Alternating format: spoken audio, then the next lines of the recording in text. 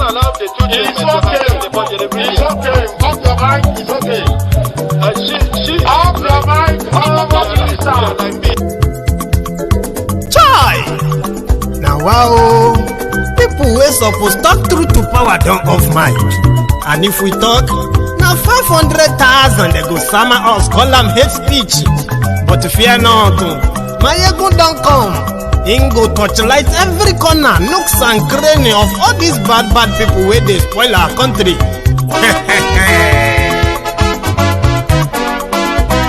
So my people make we laugh, oh yo yo. Maiyegun don't come, oh yo yo. My people make we shout, oh yo yo. Maiyegun don't come, oh yo yo. Maiyegun don't come, man of the masses, oh yo yo. Maiyegun don't come, oh yo yo. Maiyegun Diary Politico, oh yo yo. Maiyegun don't come, oh yo yo. This one not the off in mind, oh yo yo. Maiyegun don't come, oh yo yo. And in the touchlight every corner, oh yo yo. Maiyegun don't come, oh yo yo. Okay, some people be they holla say they want the power. Chai, them be promise us say we go get light and power. Nah. Them hustle so they can't get the power. But now they know they do anything with the power. Every day, dollar just they get the higher power over naira. See them talk say make we off mind, but thank God say Maiyegun don't come. So my people make you laugh, oh yo yo. Maiyegun don't come, oh yo yo. My people make we shout, oh yo yo. Maiyegun don't come, oh yo yo. Maiyegun don't come, man of the masses, oh yo yo. Maiyegun don't come, oh yo yo. Maiyegun Diary Politico, oh yo yo. Maiyegun don't come, oh yo yo. This one not they off in mind, oh yo yo. Maiyegun don't come, oh yo yo. Person where they do evil, no one make person talk. Them say that Maiyegun, that man too they talk. He too they talk. Say Maiyegun Diary, he they hot like pepper. But every day then they take money in bulk. Woman picking they the street they hawk. Still them talk say make we no talk. But thank God say Maiyegun don't come. So my people make you laugh, oh yo yo. Maiyegun don't come, oh yo yo. And people make you shout, oh yo yo. Maiyegun don't come, oh yo yo.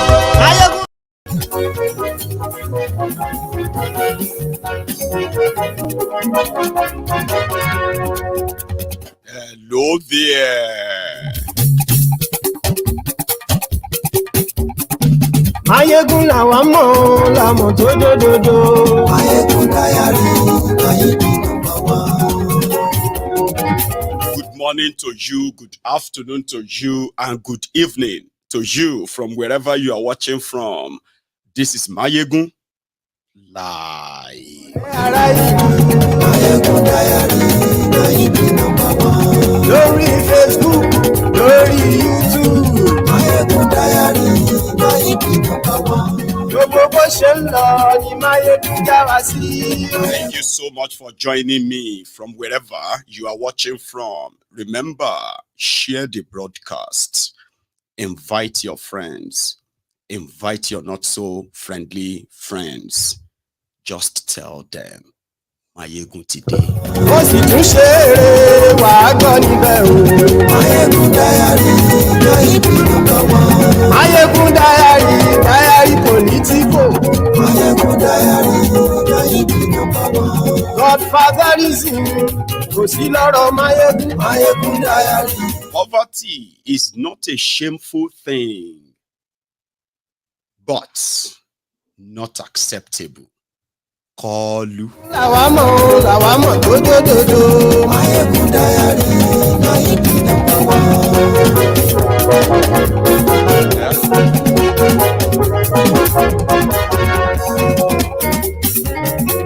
Àní ẹ̀sùn rà kì í. Maiyegun ti dé. Ó ti dé. Maiyegun ti dé. Ọ̀jẹ̀lú ẹ̀sùn rà kì í. Maiyegun ti dé.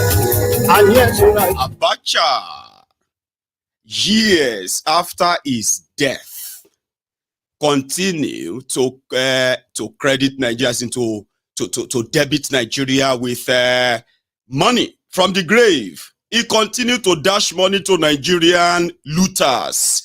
It is the turn of Kolu, $150 million from France.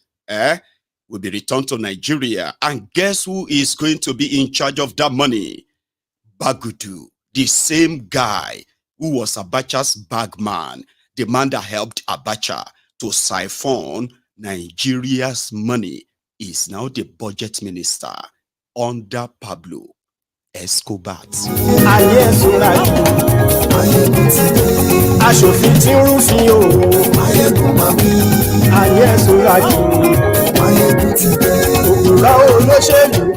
There is good news. And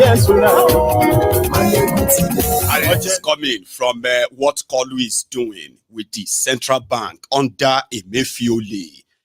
Emefiole and Bokwari, they fleeced Nigeria.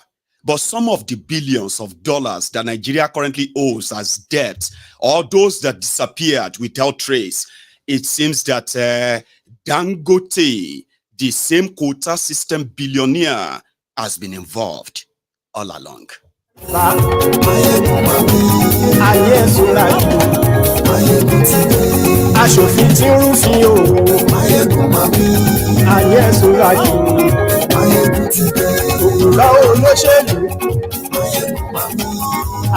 Please share the broadcast, read the caption, read the description, okay? Get yourself settled. We are starting in a minute.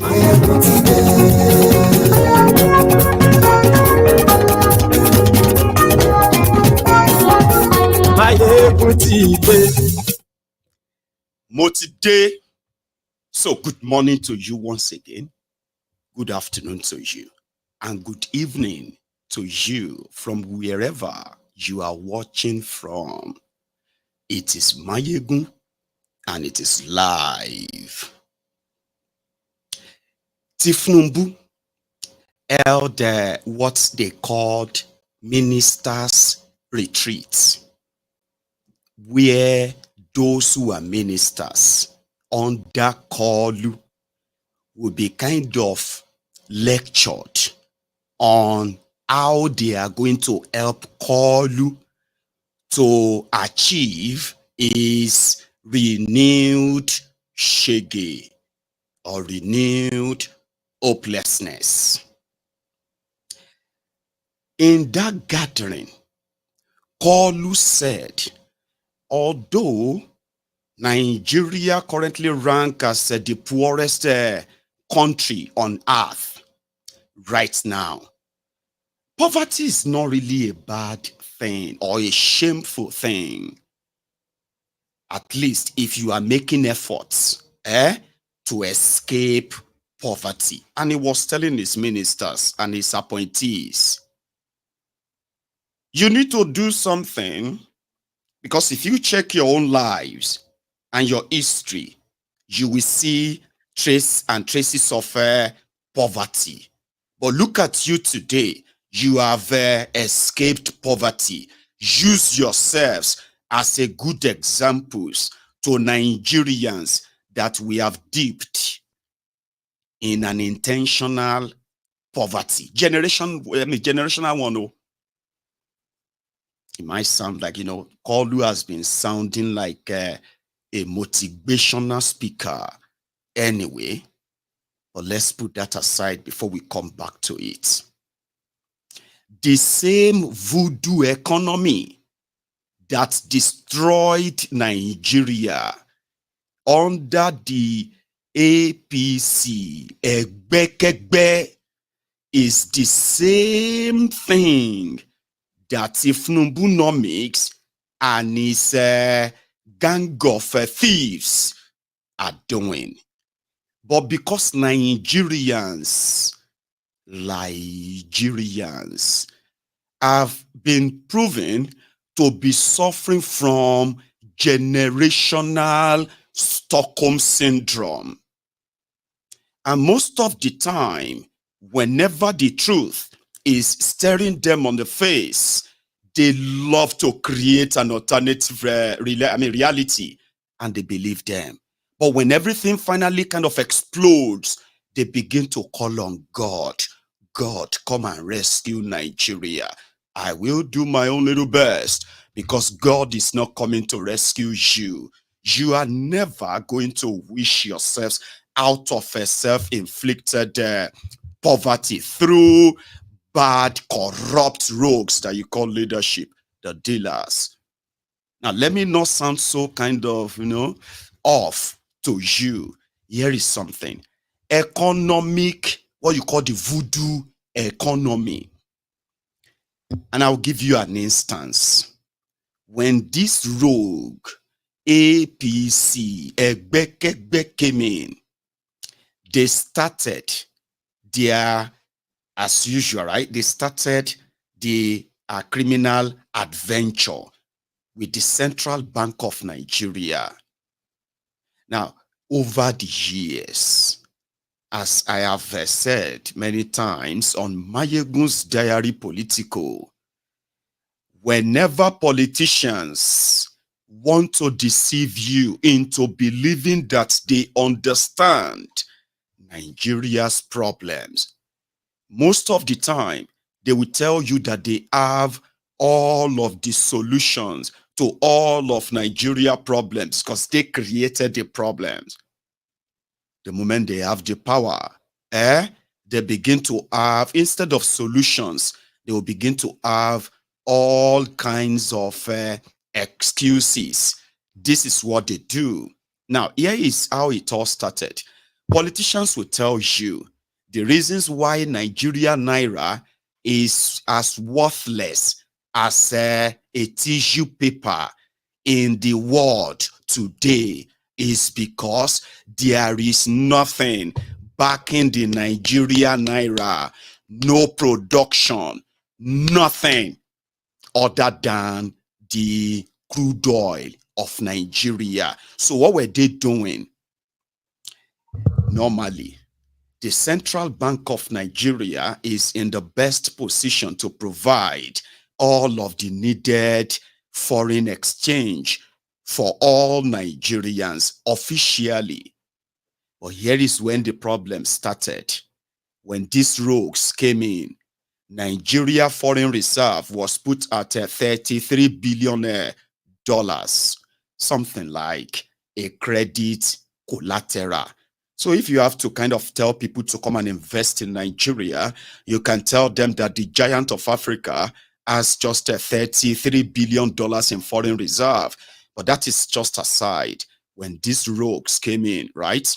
Nigeria had saved $7.5 billion US dollars in what was called the excess crude account. Now, why am I mentioning all these dollars to you?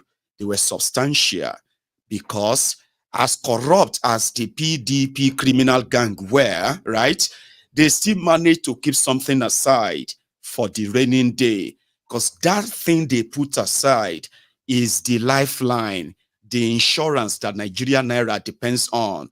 And the moment that is no longer there, Nigeria Naira will become as naked, as naked. You know what nakedness means anyway. So over the years, they have, under these rogues, they attacked that source.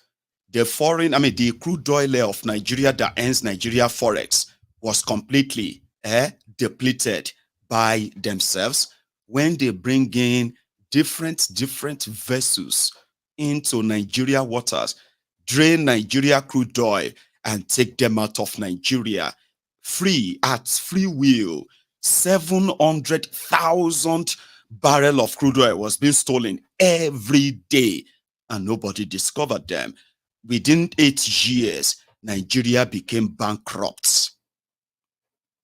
Meanwhile, there was no single investment in the real and true infrastructure, even when they were borrowing money at ridiculous interest rates for donkey years to be paid back. Imagine Nigerians who are not born right now, those who are yet to be born as Nigerians, they're going to be born into the indebtedness. There are some of the debts of Nigeria that are to be repaid back for 100 years by these rogues, by the way. So they depleted the source of forex for Nigeria, and they invested in nothing. So when they borrowed money for infrastructures, they still stole that to the point that after 8 years, ladies and gentlemen, with the money they borrowed, over 110 billion US dollars, all the projects remain 10, 15, 20% completed. That means majority of them are still far away from completion, because that is the window to continue to what? To loot and budget for them, and loot and budget for them. A recurring decimal. Now, when you have this in place, the first thing you are going to expect somebody to do who really want to help your naira and help your economy. Meanwhile, before I get to that, so some of you who usually feels like it is your wish that you can pray while these criminals gang enough, right? And then open the vault for their own luxury, not for anything productive that will eventually give back and money apart from crude oil. This is the style. So when they attacked the Central Bank of Nigeria, attacked the Nigerian the economy through their greed, round tripping, those who needed the access to forex were denied access, except for the criminals who are stealing your naira, converting them to dollar. This round tripping and the rest of that completely brought Nigeria to where Nigeria is today, right? But what they were doing in between, right, was that whenever the demand for that dollars rises and then the naira continue to go on and on and on, they will quickly go and source for dollars, okay? That was when they still used to have it too. They will quickly go and source for dollars and then secretly put them in some banks and make some announcement and say, if you need dollars now, go to the banks. So they were doing all this voodoo economy, because up till now, nothing is still being done to back your naira. Even if it is just your refineries and electricity that they fix, your naira will have something to back it. The demand for those who are bringing those things into Nigeria using dollars will completely cut it off. But who are those behind paying those dollars to those racketeers? Your government. But we'll get to that part, because that is where Dangote comes in now. So what they have done, what they did under Bukwari, Emefiole style, get some dollars, pump them, $1 billion, quickly share that. Before that one finish, at least naira will stay in some place or even go down a bit. Then we can now use that, because Nigerians have been sort of bedeviled with Stockholm syndrome. So they will forget that these rogues met the same naira at 145 naira when they could still manage their greed. But when these ones came, they came as if to say they have an expiry date for Nigeria. When Nigeria is going to expire, they were stealing, they were looting like there was no tomorrow.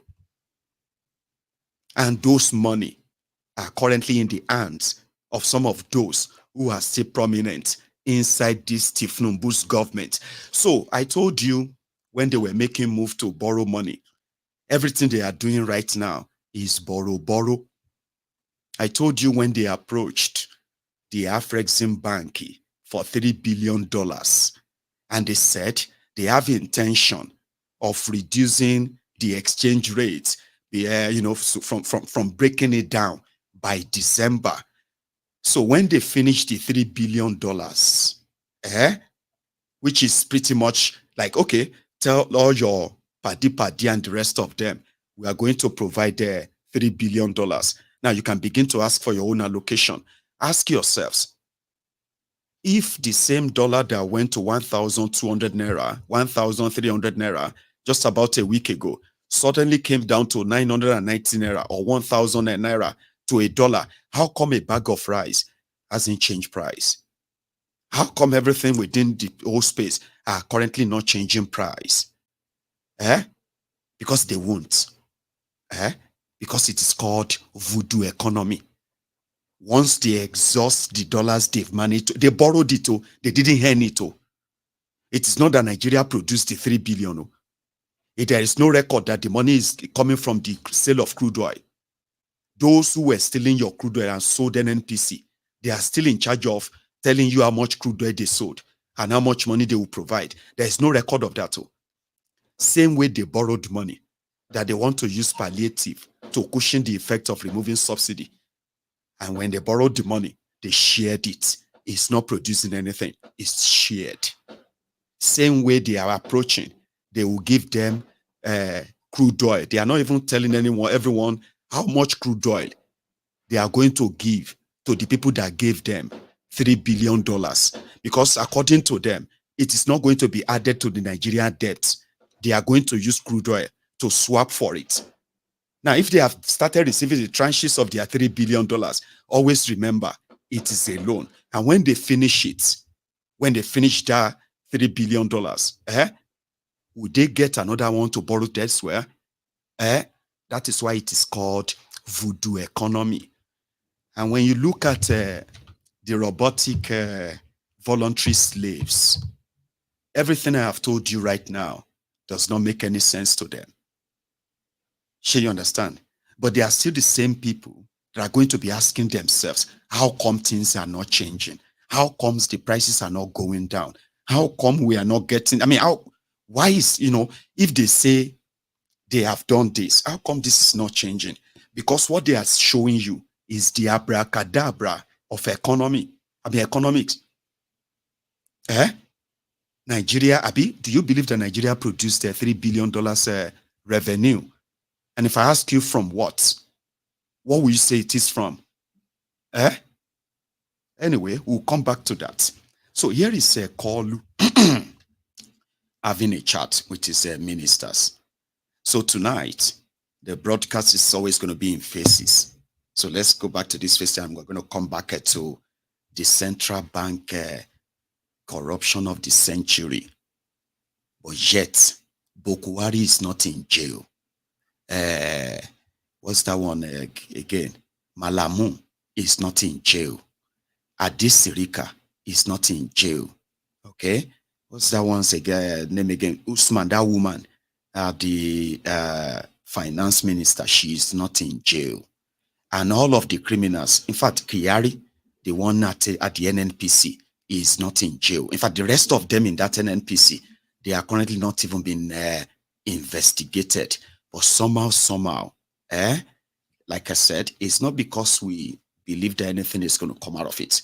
My own picture is to let you see that if you fall for any of their lies, deceit, and the rest of that, fine.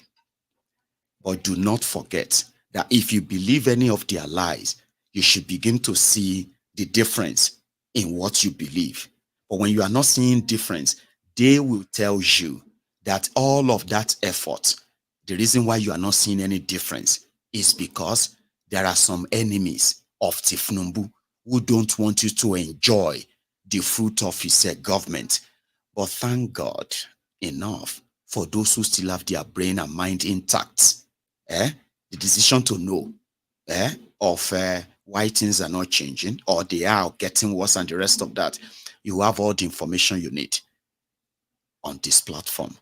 Well, let's go to their gathering where he was talking to them. It is all what salad, blue, bala, blue.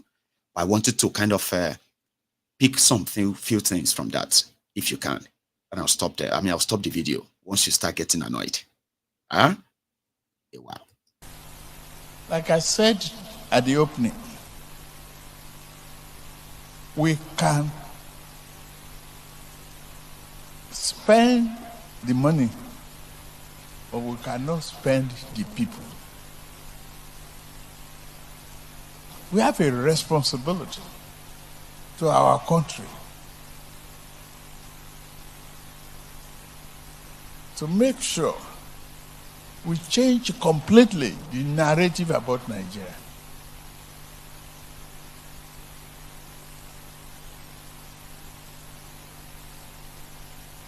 If we have problems, let's talk to one another.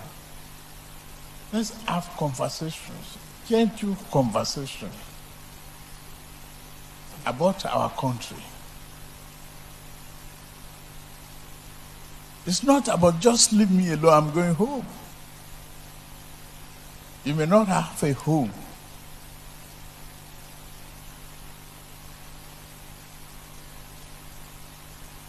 There's nothing you can do successfully without good health care, reduction in poverty. Like I said before, poverty is not a shameful thing, but it's not acceptable. Are we going to dig our people out of it?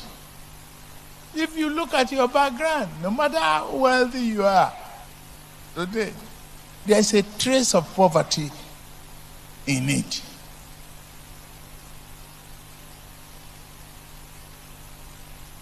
So it's left for you and I to navigate this ship out of poverty. We have a lot of work ahead of us. I am confident. Now, with the attendance, concentration, you've seen the quality and the character of ministers. You've seen it. You've seen the demonstration of knowledge from head of service to accountant general and other civil servants. Yes, we the politicians, we are the soldier go, soldier come. We are the permanent secretaries. But we have to live together. You have no choice.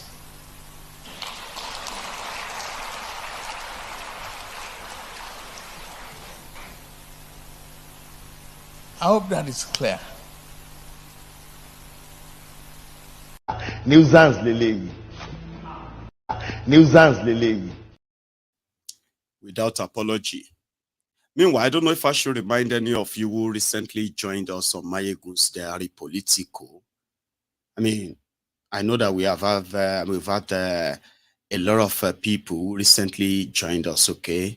So if you are the type who kind of is politically correct, you know, those who love to throw the word respect, culture, tradition, and all those things about, this platform is not for you. You may take your suspicion back. I mean, it's for your own sanity. It's not, there's no hard feeling. No. Do you understand? So we don't do political correctness here. Then we don't do age here. You know what I mean? Like, is he not old enough to be your father? Father atieni. Here you understand, that will be the response we'll give to you. Because you know why? On this platform, okay, we have already sort of demystified that myth. But let me explain it to you. Sorry for that digression, brethren, because I just need to say that, because some people will just be like, oh, I'm so disappointed in this guy. I actually thought this guy was this or that, and you know what I mean? Because they just joined, you know? They are the type that will tell you that let us criticize with respect, all those stuff. So that's why I want to quickly address them. Just quickly, 5 minutes. You understand? So on MaiyegunsDiary Politico, you cannot come here and be shouting one Nigeria, they go slap you. Do you understand? Even if you are for one Nigeria, you go wait until you have a chance. You read the room before you jump into any conversation on this platform. Do you get that? Now, for those of you who are always throwing in God, also, this platform is not for you, okay? Because according to us here, we have discovered so many techniques, so many gaslighting techniques that the criminals running and ruining Nigeria have used over the years. Do you understand? We have seen them use the gaslighting word like, I am old enough to be your father. I am rich enough to not steal your money. I am a man of God. You have to respect me. And other nonsense that they have used to deceive and gaslight people. We have respect for those who have respect for us, whether they are young or they are old. That is a normal etiquette of life. You respect everyone.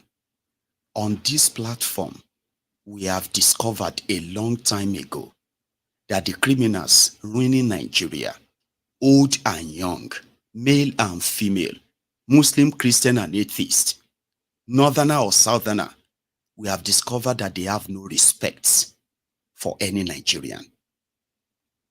You know, if you have respect for people or a country that you have a chance of administering, respect, you would never treat an average Nigerian the way they are treating every one of us. They call us ordinary. Have you forgotten? When they are talking, they will say, we need to remember the ordinary Nigerians. So they've already disrespected us.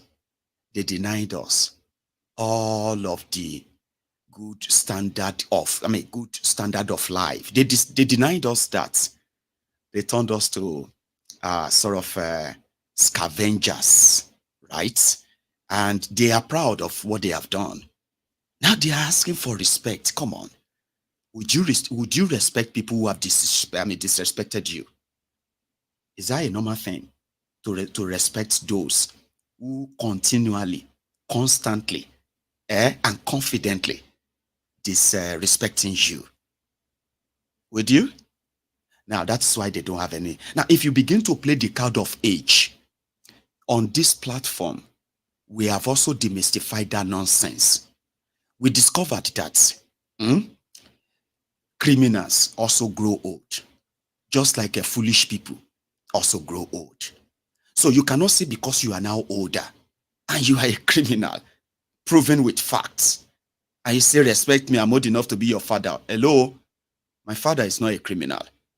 My father never participated in public looting. Excuse me. You are a criminal, whether you are old or young. On MaiyegunsDiary Politico. Do you get that?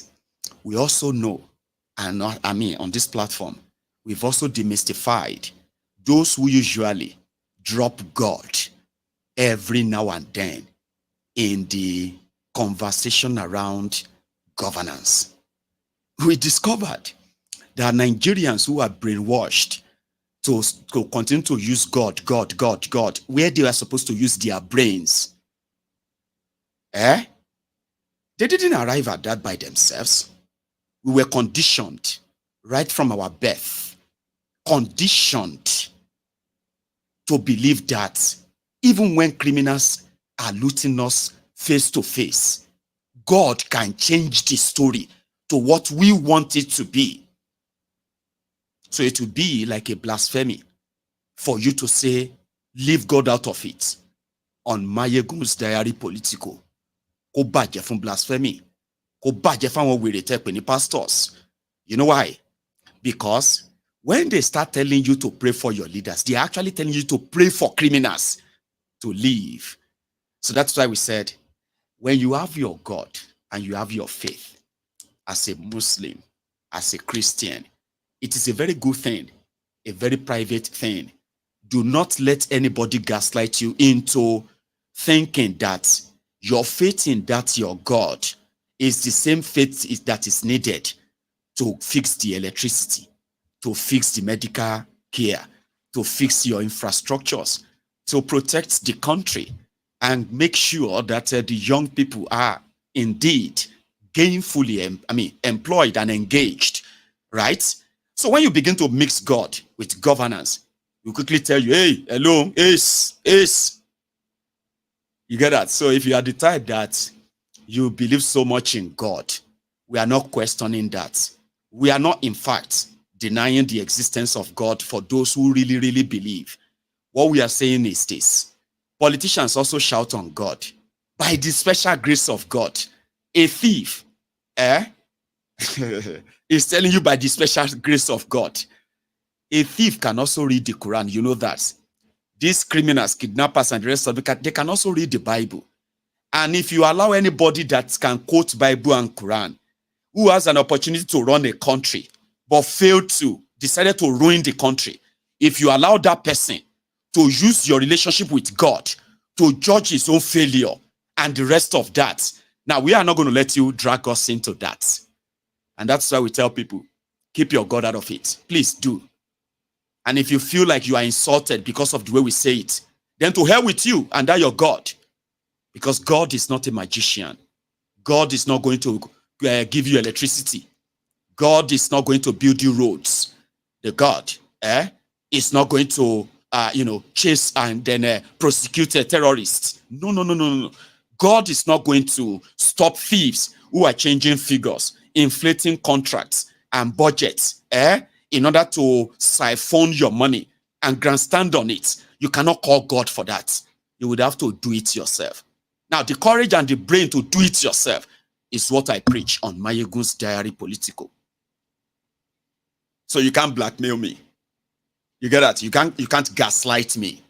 You cannot use God. You cannot use age. You cannot use home training to gaslight me when I'm talking about the criminals. Because I know those I'm talking about. And they are enablers. Do you understand? You can't use those. Because if you think I lack home training, I was not brought up properly, my parents didn't train me well. Hello? If I ask you, who are the parents of these criminals who are ruining Nigeria? Who knows that the money meant for building hospitals, that they are now using the money to buy properties in Dubai, and millions of people who are supposed to have access to medical care, including children, will be denied. They will be denied those opportunities. Now, do you get that? You can't tell me that they were trained, their parents taught them how to be thieves, how to be cold-hearted, how to be murderers, how to be genocidists, how to be unpatriotic. Abi, don't be the Nigeria those who are ruining Nigeria, they have parents too, Abi. Their parents are like my own parents, Abi. So my own parents trained me, Abi. Their own parents trained them. Now they have the opportunity of making a country great, making the lives of their own citizens better. They choose otherwise. Now, if me is reacting to that, you are saying I lack home training. Who trained those ones? Who trained these people? Your governors, your senators, your local government chairmen, your ministers, your commissioners, the thieves that you know. Which home did they train them from? Better home? Is that why you have a better country? So please, you can't gaslight me. If you are new on MaiyegundsDiary Politico, you are welcome. In fact, if you have a soft spot for them, that is yours. All I have to care about is your conscience. On MaiyegundsDiary Politico, you cannot gaslight us with one Nigeria. No, you can't. Because we know there is no one Nigeria. You cannot tell us to come and pray. We should come together. You are deceiving yourself. You can't do that with us. I mean, if you are new, you know why you can't? We know there is no one Nigeria. There are many Nigerias. Conduct a poll among Nigerians and tell them, would they support an Igbo man to be president of Nigeria? Come back with the results and tell me you are shocked. I am shocked. Because you are pretending all this while. There is no one Nigeria. You have many Nigerias. And that is why it is not working. And that is why it will never work. The only way it will work for all of us is the day we stop deceiving ourselves and we decide that, okay, can we have that chat? Can we have that conversation?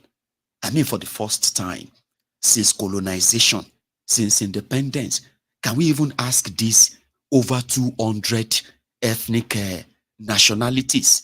can we ask this group of people, tribes, who speak over 500 languages, if they really want to be together? I will be one of the generation that will continue to put that in your mind. And I'm not going to be against whatever you actually think is going to fix Nigeria. When you try them and you fail, you will remember Maiyegun. Therefore, you can't gaslight me.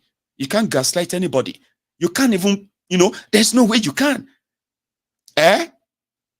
Let's go back to that retreat where Kolu is also talking. New sans leleyi, because àwọn new sans ló ń rule Nigeria, tí wọ́n ruin in Nigeria. Continue to take side. You will come to your own reality too, like others before you. Sooner or later. Let's go back to that retreat. He's still there yapping. And focus on the progress of our nation. It is through this that we can be truly proud. I am proud standing before you. I'm very, very proud of every one of you.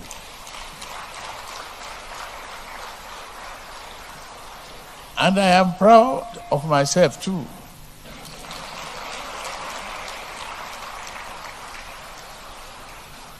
I went for election. I won with your support. They took me to court. I won. You have been here.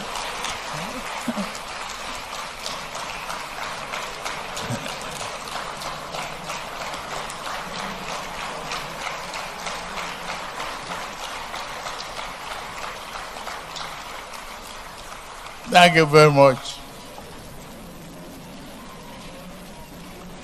So we've been here, we've tinkered and tweaked focus areas. Area 1, reform the economy to deliver sustained inclusive growth. 2, strengthen national security for peace and prosperity. Boost agriculture to achieve food security. Unlock energy and natural resources for sustainable development. Enhance infrastructure and transportation as enablers of growth. Focus on education, health, and social investment as essential pillars of development. Accelerate diversification through industrialization, digitization, and creative industry, manufacturing, and innovative technology. I could hear two of the minister, Naji, say the satellite is gone. Wasn't say satellite is here. I like that.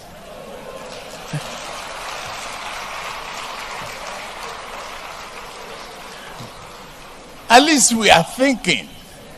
We are deep in what we are trying to achieve. That's a demonstration of knowledge. And I am sitting there as the chairman of Boundary Dispute Commission.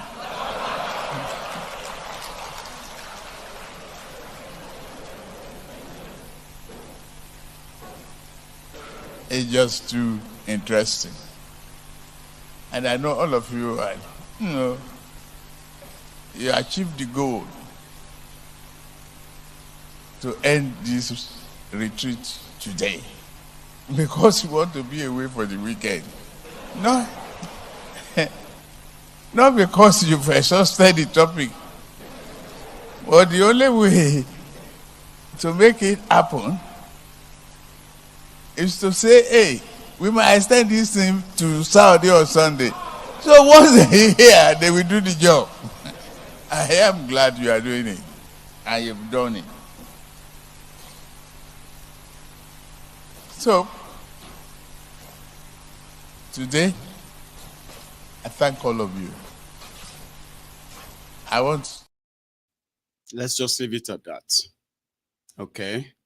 So, as usual, just talk. All talk. And no real plan other than the usual, okay? But if for some reasons you believe otherwise, I love something called time. It will reveal everything. You cannot use words to fix a broken system. You would have indeed to show working whereby you are not wasteful too. So when you have people who are practically wasteful, but telling you they are actually doing it, they have a program, they have this, they have that is coming. No, they have nothing that is coming. And only time will tell, right? Because it is already telling. I mean, Abi? Right. But like I said, there is some good news on the horizon.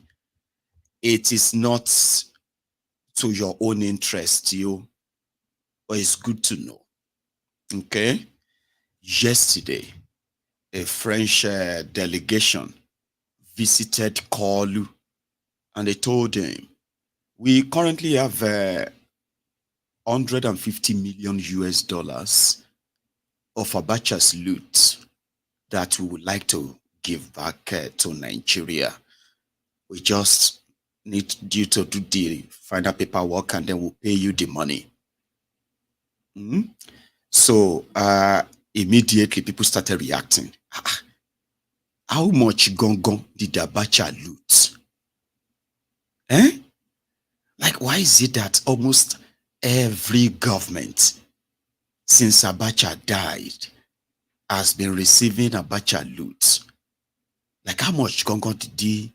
I mean, during the Abacha time, Nigeria was under different sanctions, okay, including financial sanctions against Abacha, against Nigeria.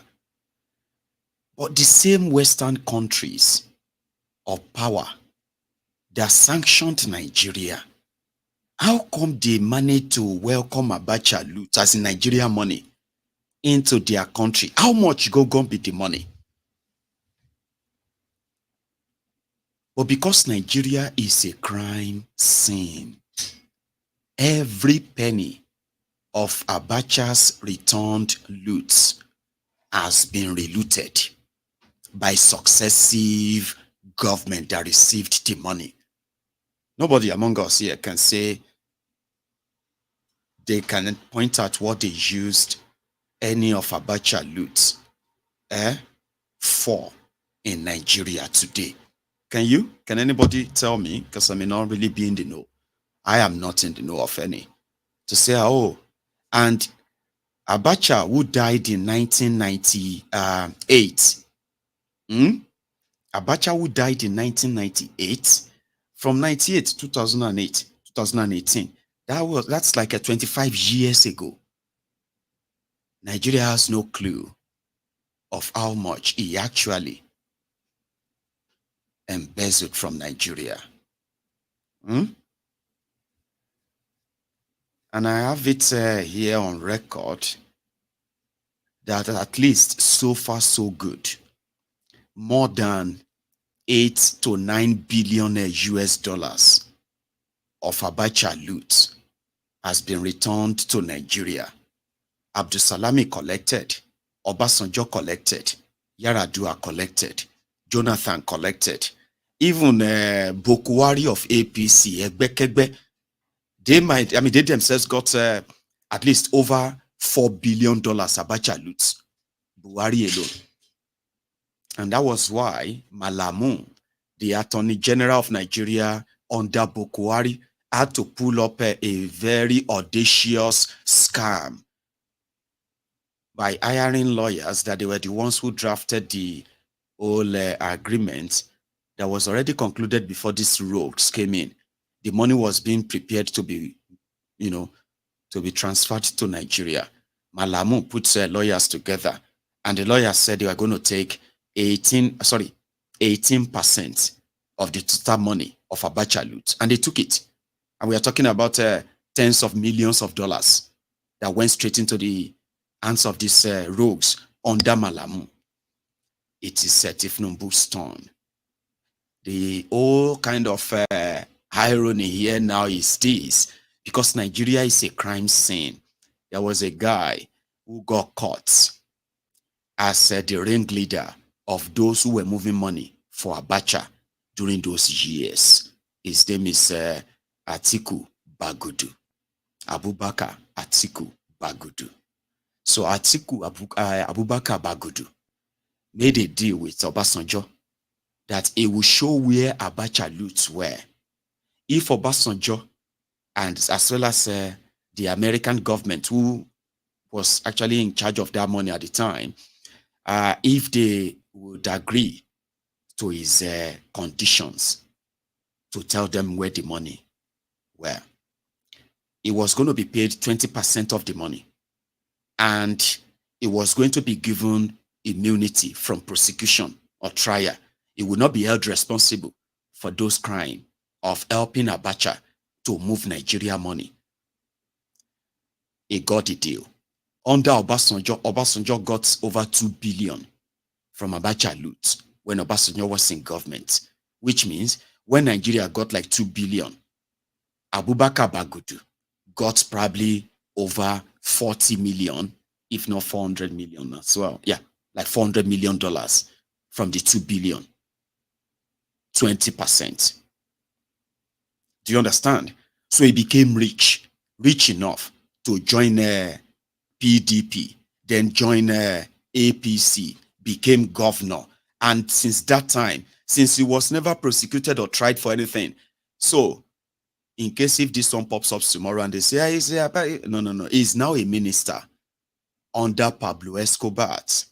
So when that money comes, person will help loot Nigeria money is now the Minister of Budgets and National Planning, is the one who is going to spend the money. He is not the Minister of Finance, he is not the central bank, but he is the one that is going to infuse figures. And when they want to spend the money, they will call for it. What an irony. And you are expecting what? You are expecting a working country very soon. Here he is, defending Tinubu and the yacht that was being controversial. Shemeka tells you, do you know that that yacht, that 5 billion naira yacht, has been delivered already? Somebody said here 2 days ago that Maiyegun, they are still going to buy that yacht. And I agreed with them. But what we didn't know was that they've already took the delivery. Now they are complaining that the House of Rep that removed the yacht money and put it on education, they have created a problem. They have created a problem because now they need to pay for the yacht. Baba, Abubakar Bagudu. The conviction that it takes a team, and team, every member of cabinet is a stakeholder, is equal to the other, and needs to appreciate what is happening in all MDAs so that he or she can contribute effectively. Mr. President have emphasized it repeatedly, and equally presentations by experts have shown that the key things that have been of difference between countries that achieve growth and those who do not is that they have a plan and they stick to a plan. And I believe that has resonated with this, and this is something which our ministry is always in the leadership and forefront of emphasizing. Yesterday, in my comments, I said 3 things in the panel discussion. First, President Asiwaju Bola Ahmed Tinubu, during the campaigns, have repeatedly emphasized the urgency to tackle security.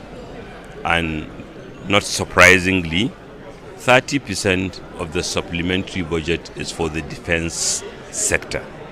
Equally, he has spoken about the need to support vulnerable populace and keep promises.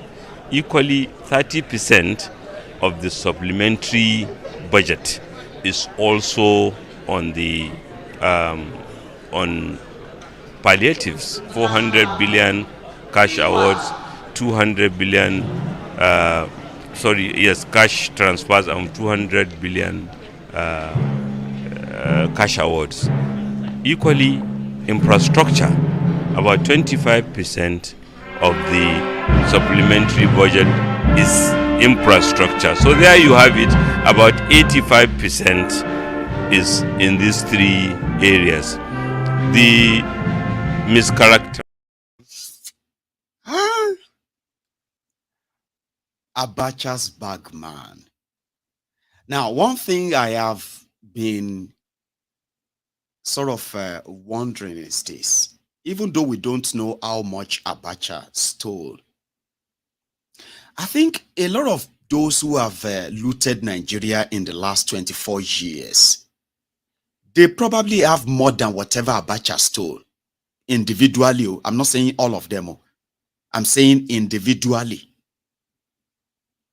You have people who probably have stolen more than 10 billion, 15 billion worth of Nigeria assets in the last 24 years. And they will never cough out that money because they've never been tried or they are not dead. They will continue to what? To take as whatever it is that is available until probably Nigeria completely go bellicose like that. So that is the Abacha bagman. And how much is $150 million to these rogues? The guys that are cornering billions, hundreds of billions of US dollars. And this is not even like an exaggeration. I'll give you one instance. Under Goodluck Egbere Jonathan, those who were stealing Nigeria crude oil, not as massive as this. Then they said Nigeria was losing between 45,000 and 60,000 barrels of crude oil every day. 2010 to 2014. Somehow they did an investigation and they discovered that about 2 to 300,000, about 2 to 3 million barrel of barrel of crude oil stolen from Nigeria was traced to China. It became an issue. But by the time the conclusion of that issue was to come, Jonathan was gone. Bokuwari was in. Malamu was the Attorney General, Minister of Justice. So he took over the case. Instead of being on the side of Nigeria, dear patrioti, abi brethren, the money came to somewhere around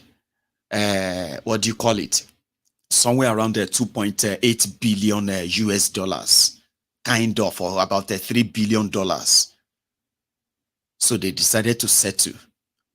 Till today, people are still asking, where is the money that they got from that discovered stolen crude oil 8 years ago?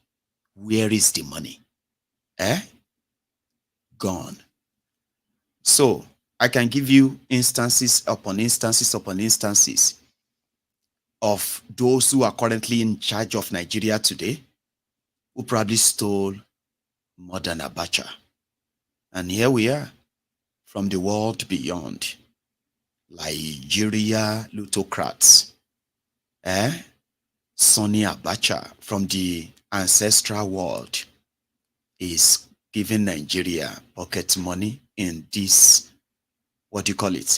economic hardship, which kind of, it's like everlasting. It's never ending. Right. So Abacha gave Nigeria $150 million. And I can't say Nigerians, I'm going to say the looters in Nigeria. And that's exactly what that is. But there is a bigger issue. It is not in your interest too. So I'm not going to ask you to kind of breathe a breath of fresh air. It is just to further help you how Nigeria is fucked. Put it that way. We all know that Dangote, the quota system billionaire, has enjoyed a lifelong monopoly to the point that he said he was starting a refinery.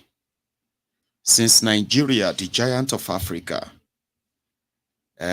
couldn't maintain a refinery or maintain refining their own crude, and the country is being bled to death by the greedy ruiners of Nigeria, who kind of open the floodgates of like a drain pipe kind of where Nigeria's scarce resources will be sort of buried. Now, Dangote, who I can say is Nigeria's enemy number one. I have said that many times, and I have presented the economic proof of this.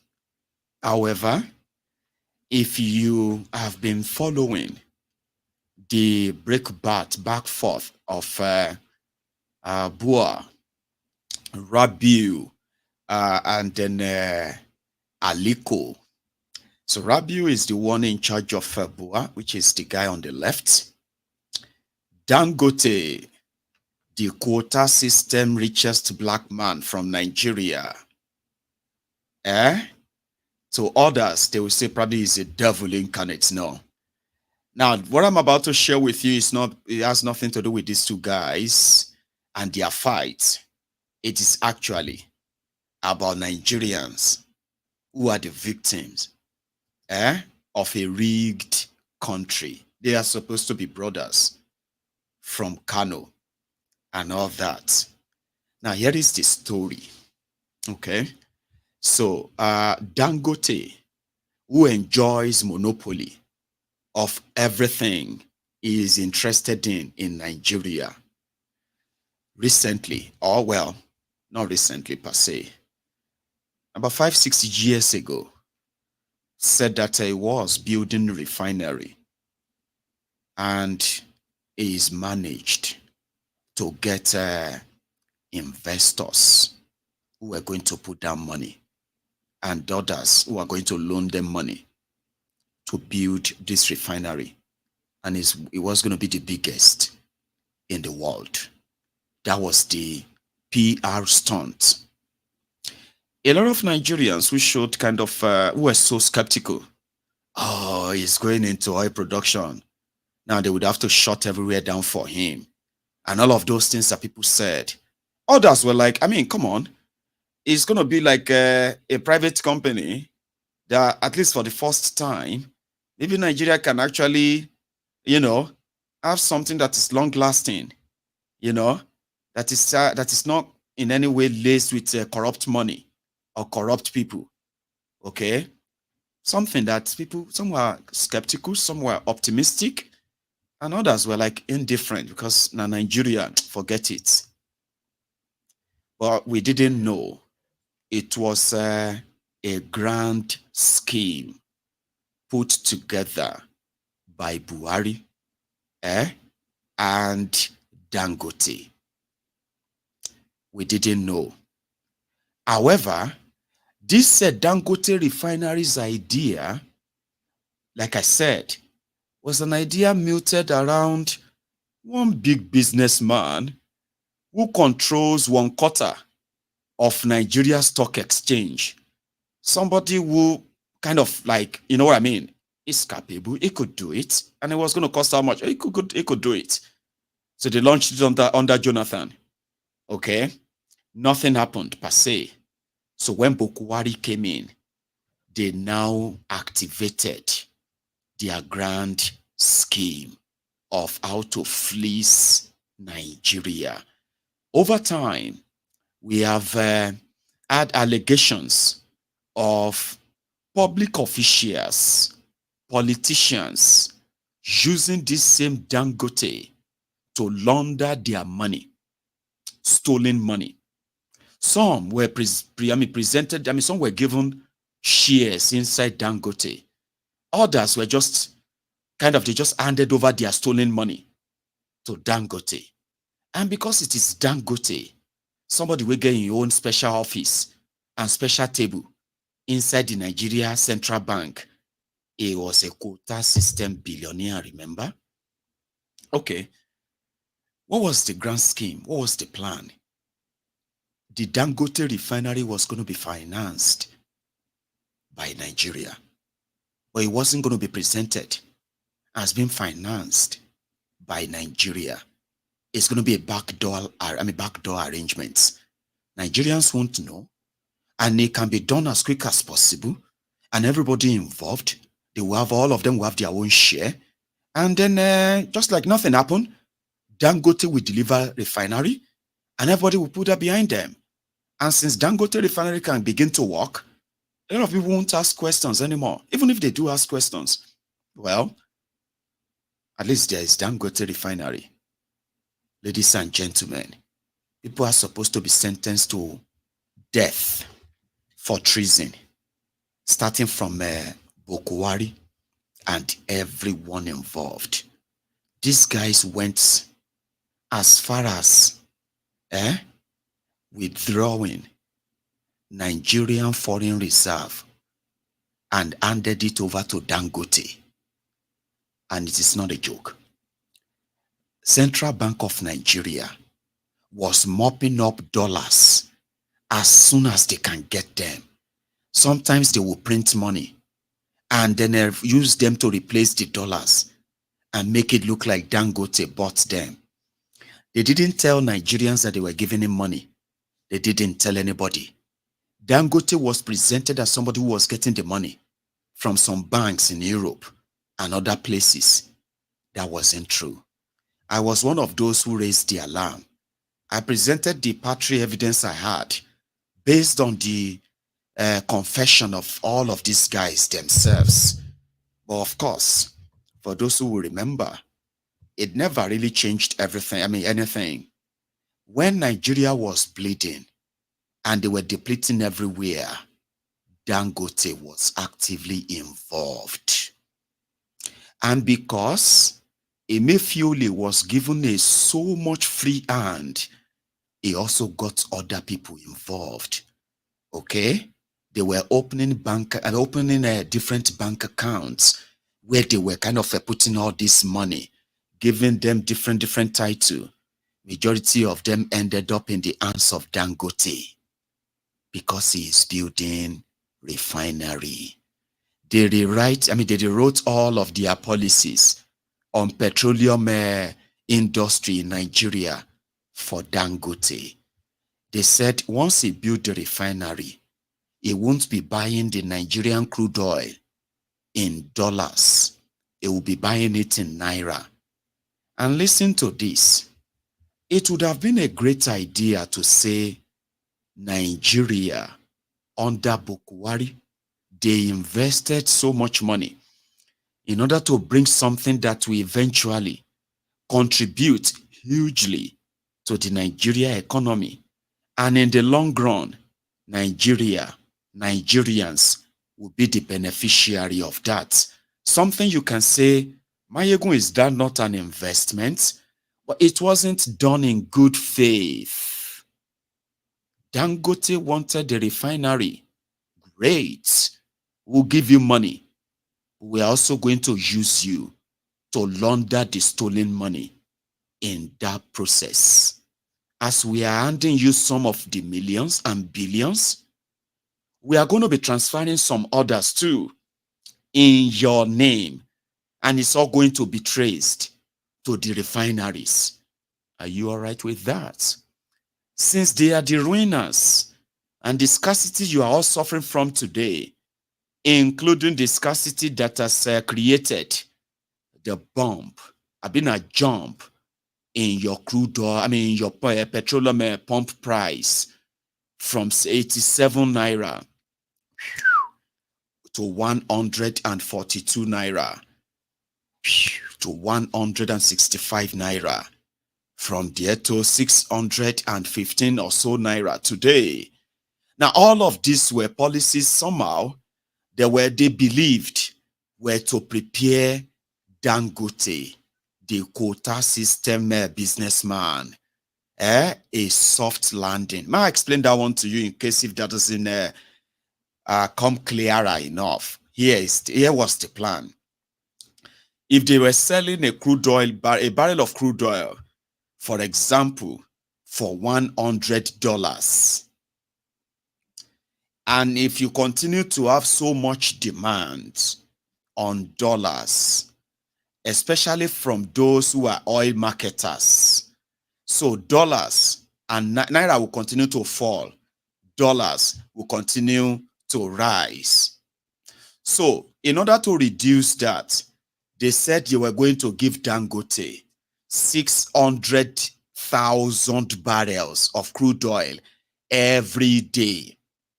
So if Dangote is getting 600 barrels of crude oil every day and refining same, they expect that will cut the demand for importation of petrol, diesel, and all of that. It will cut the importation down by at least half. That was their plan.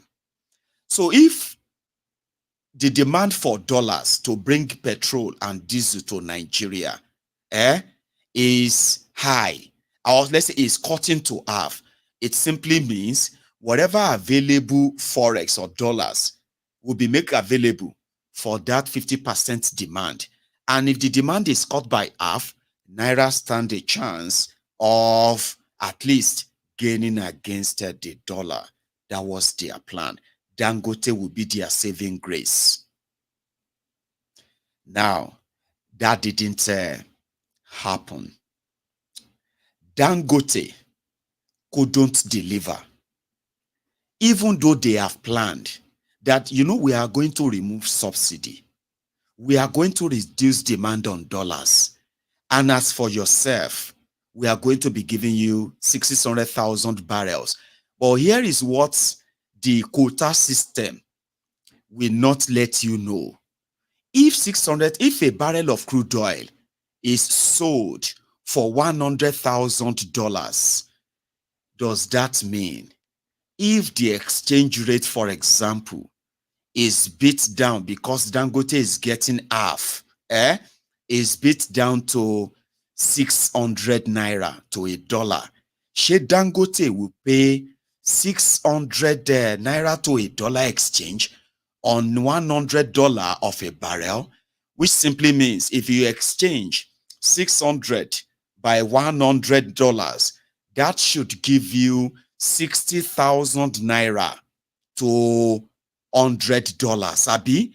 Now, if Dangote is getting 600,000 barrels, is he going to be buying the barrels at the rate of 60,000 naira per barrel, which will be equivalent to Central Bank of Nigeria's official rate of 600 naira? Let's use their own technique. They never told Nigerians that. No, that is not how quota system work. Because when they handed Dangote, God knows how much, billions, they are saying $3.8 billion now.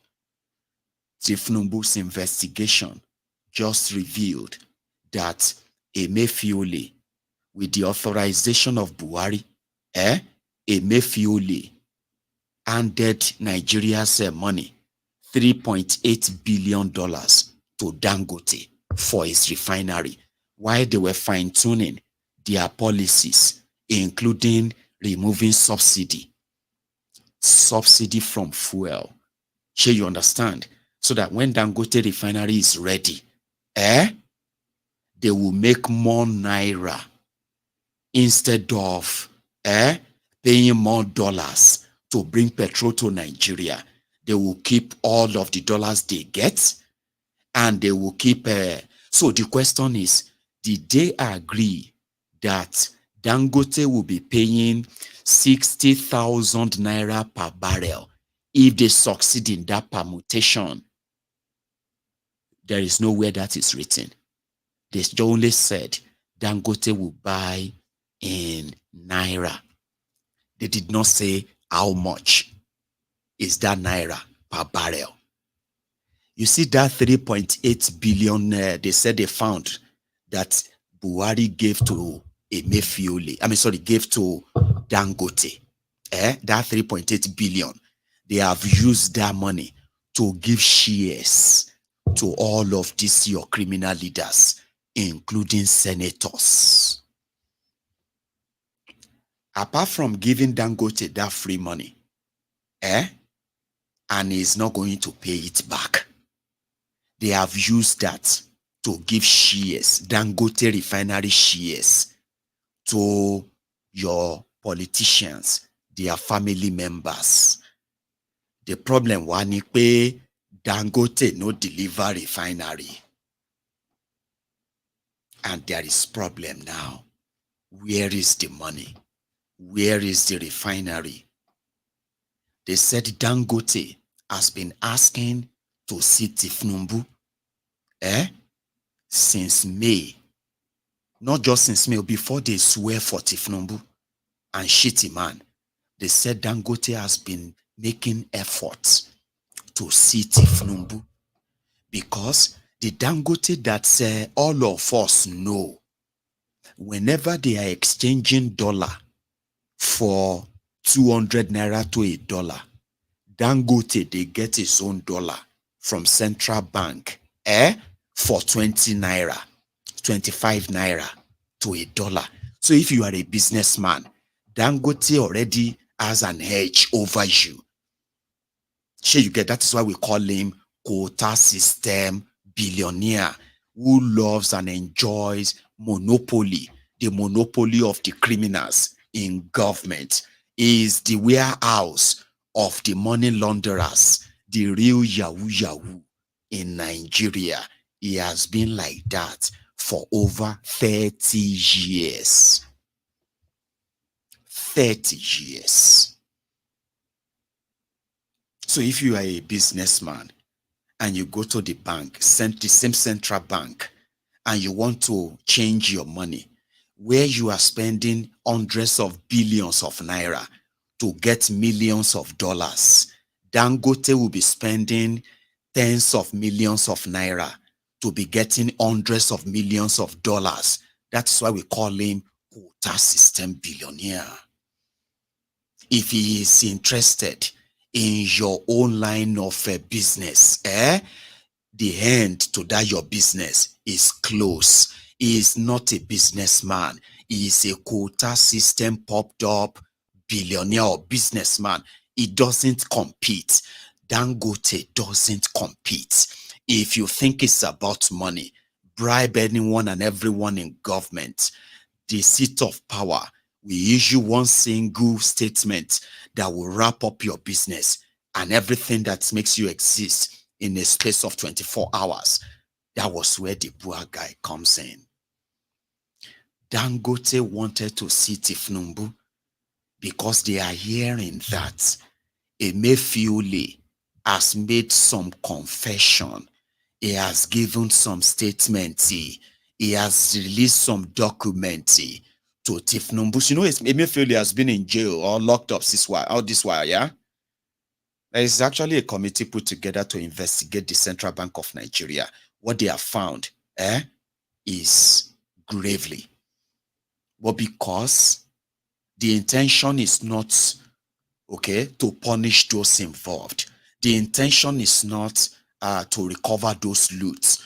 The intention is to understand how it happened so that Tinubu can begin to ask for his own share and put his own guys who are going to now monitor this and make himself benefit from the rot as well. It's not because of you, because if it's all about you,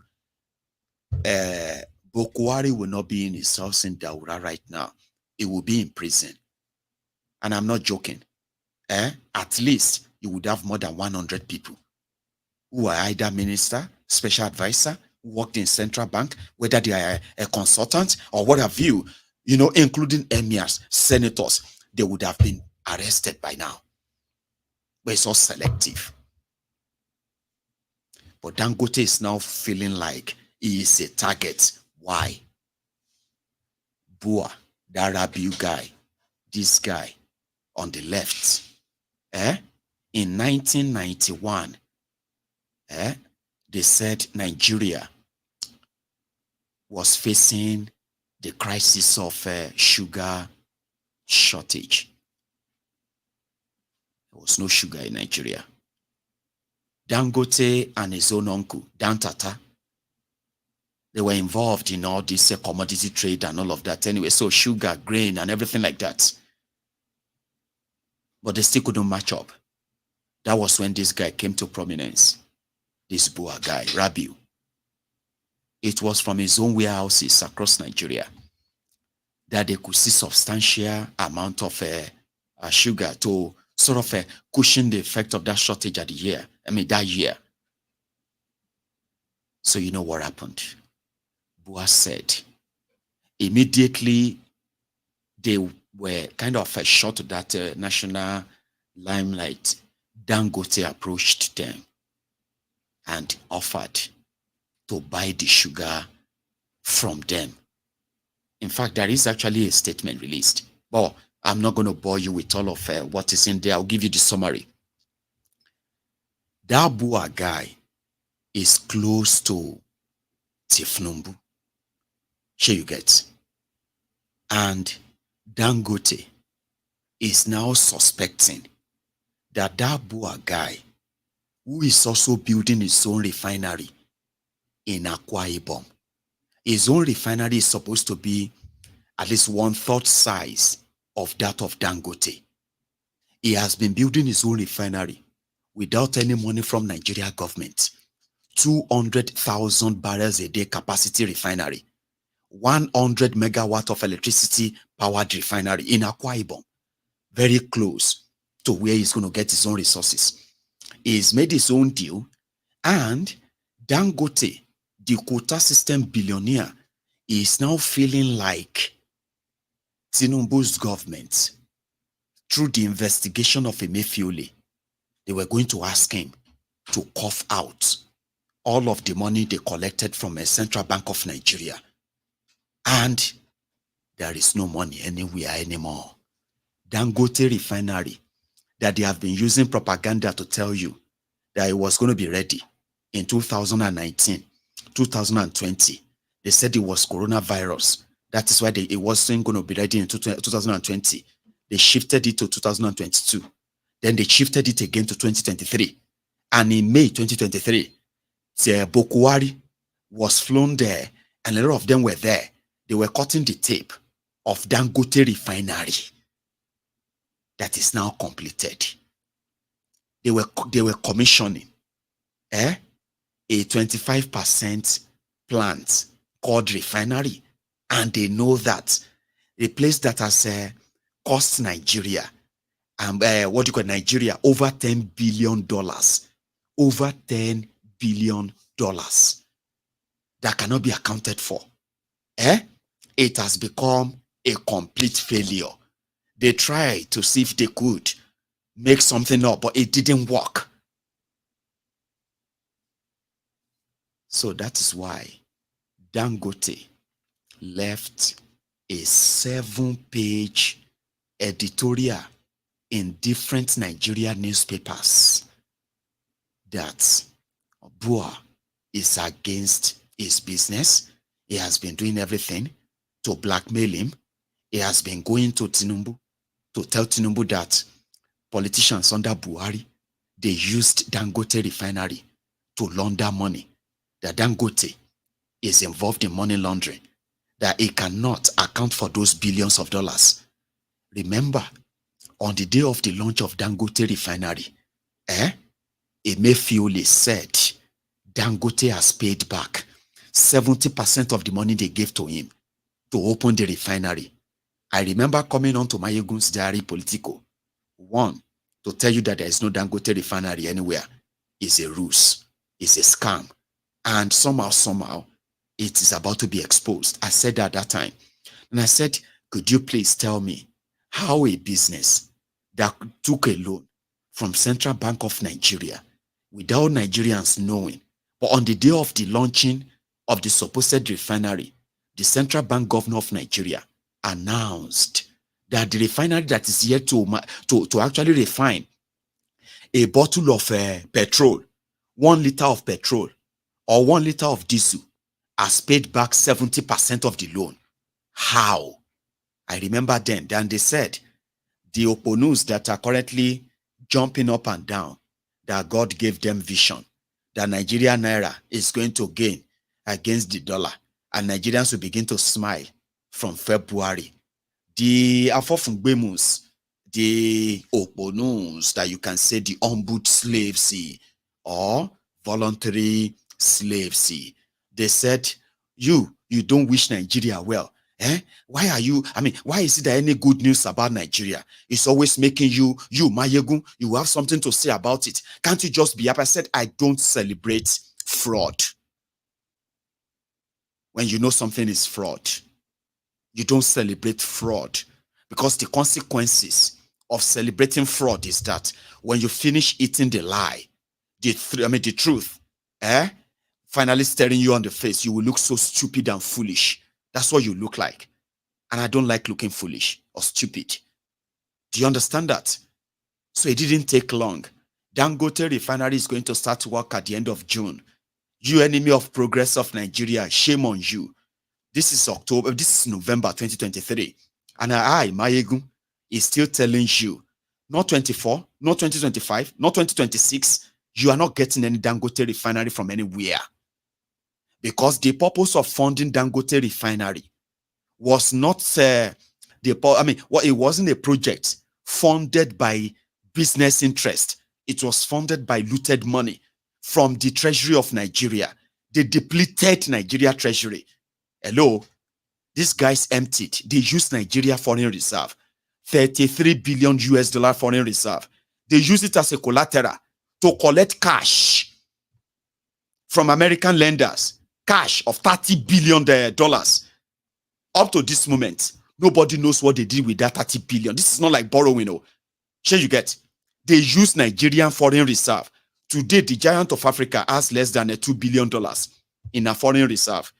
There is no chance or grace that Nigeria is going to save any money to push that up if things continue like this, which they are going to continue like this.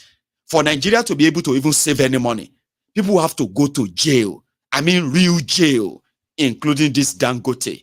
But it's twisting it. It's making you believe that some people are coming after his business. And this Bua guy is going to be the beneficiary. And it is not good for Nigeria if they bring him down. That will be the first one. I won't be surprised if Kolu will have the ball.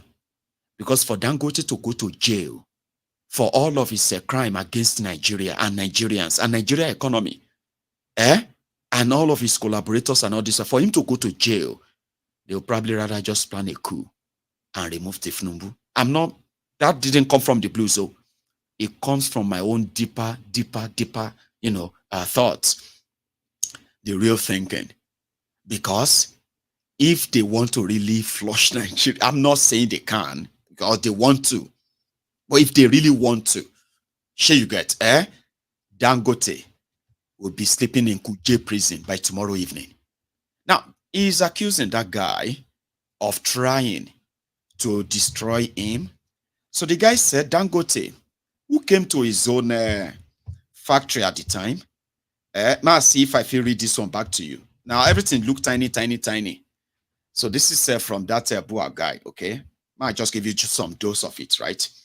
So the guy said, it's with a profound sense of responsibility and the heavy heart that we address the claims and very cheap attempts at blackmail leveled against Bua by Aliko Dangote in a recent 7-page editorial following months of sponsored campaign of calumny against us using third-party platforms. In August 1991, a young Bua was doing his commodity trading business just as Nigeria faced a scarcity of sugar.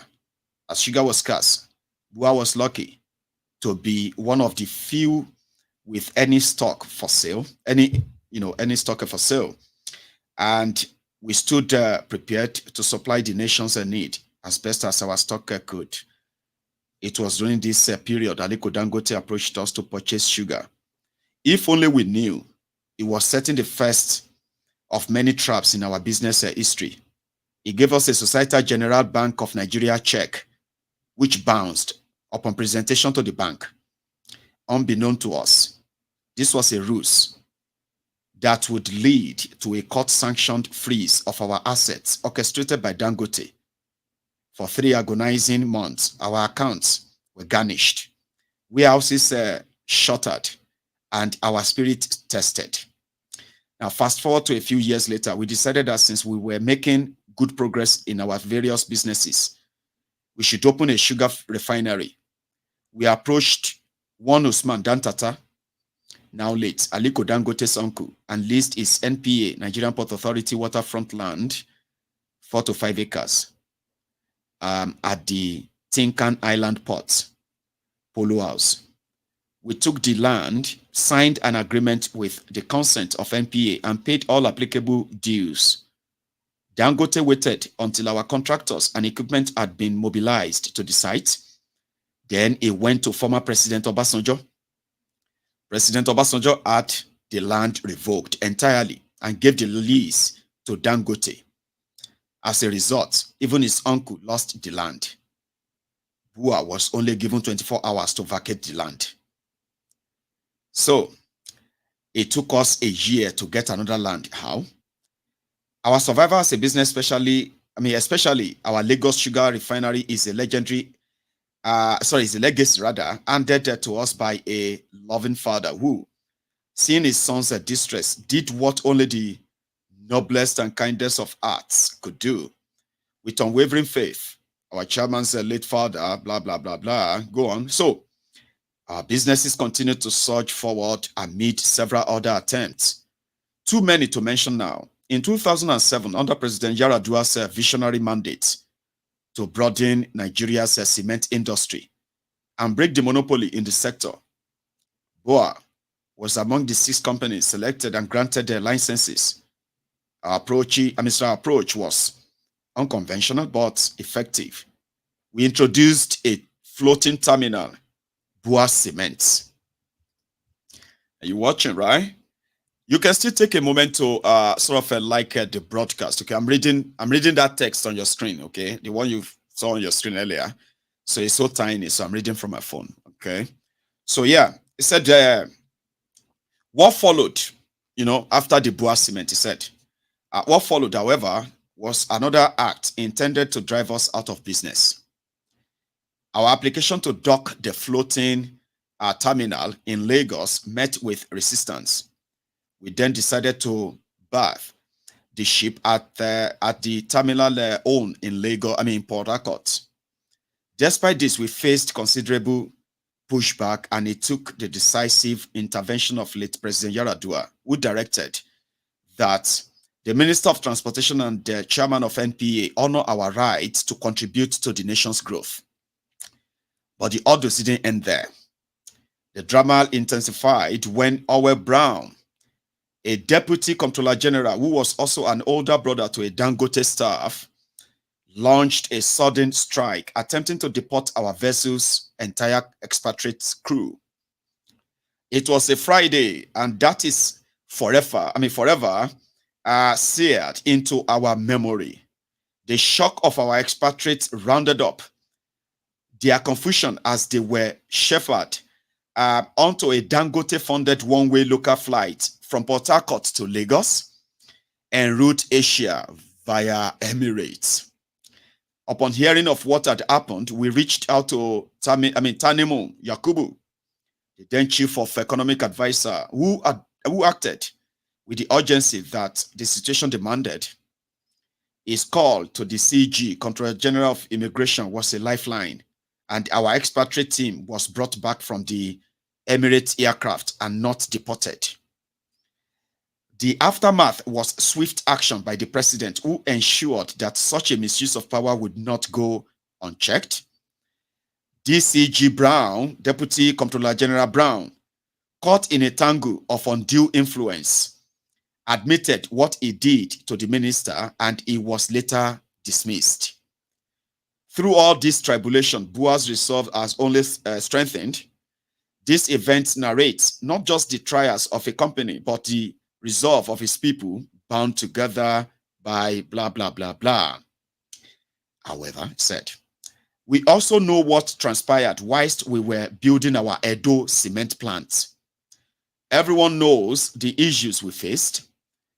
The plant we are operating in Edo would not have been operating and contributing immensely to the economy if not for the former President Buhari, who had to intervene by calling Governor Obaseki that, no staff must lose their jobs and the plant must not be shut down, no matter what happens.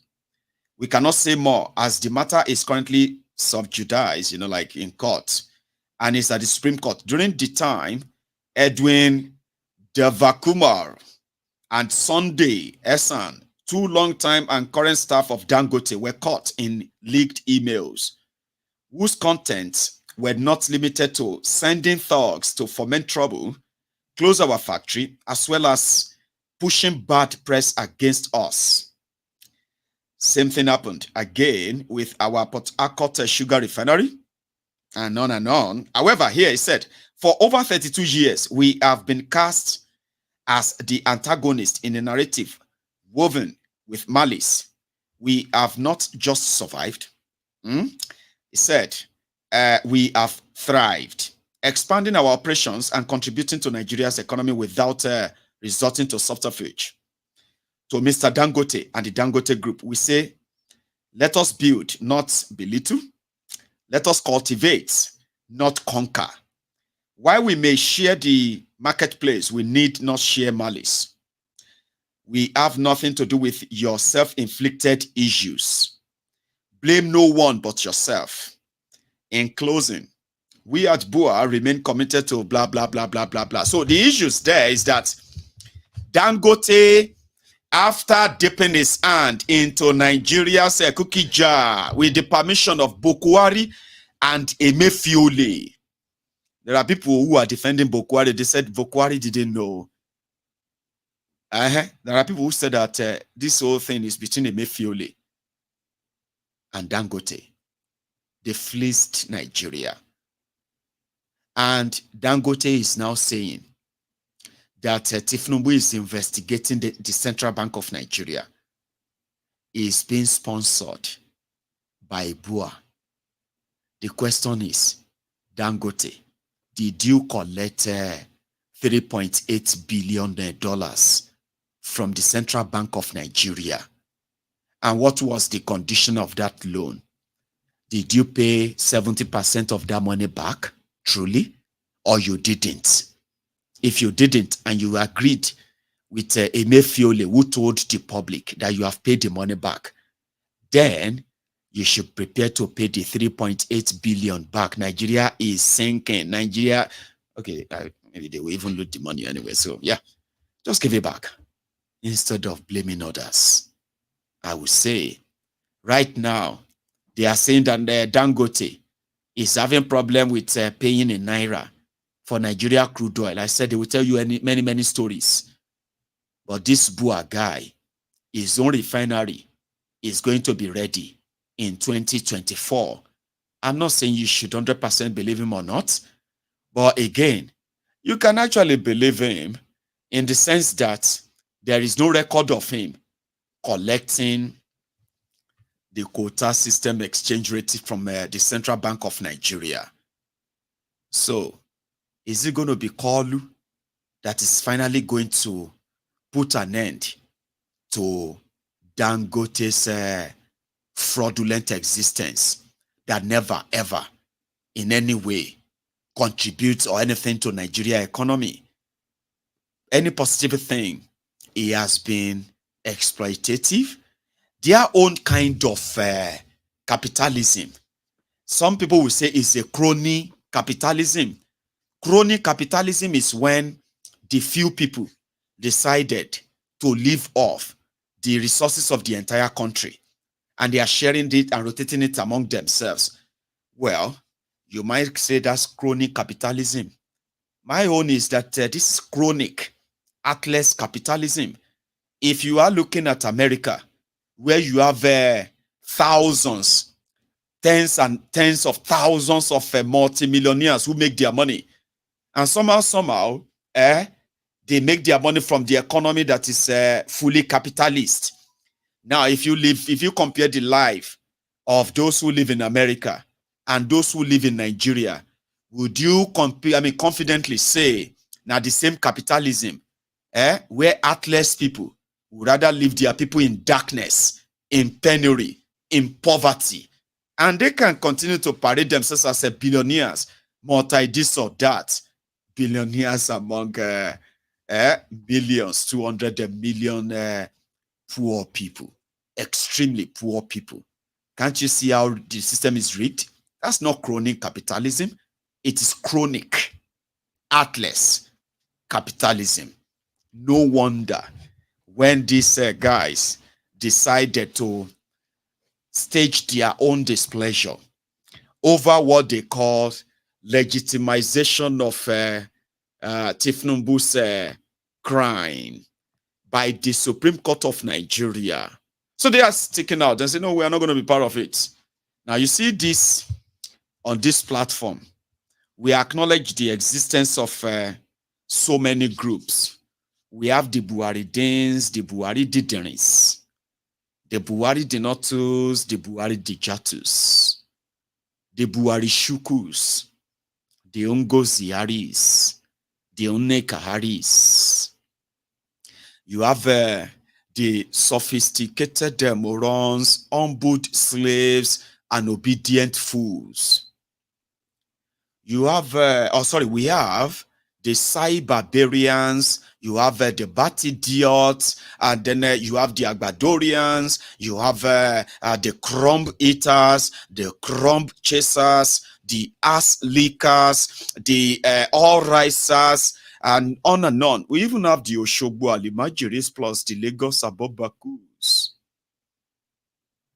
We acknowledge everybody in their tomfoolery. Okay? We also know that even though many people have been doing everything possible to escape from the shithole that these rogues have bestowed on us, they left Nigeria, but Nigeria did not leave them. They are cold-hearted. What people who have no sympathy, no empathy, not really different from the punishers called leaders. That they left Nigeria does not really mean Nigeria left them.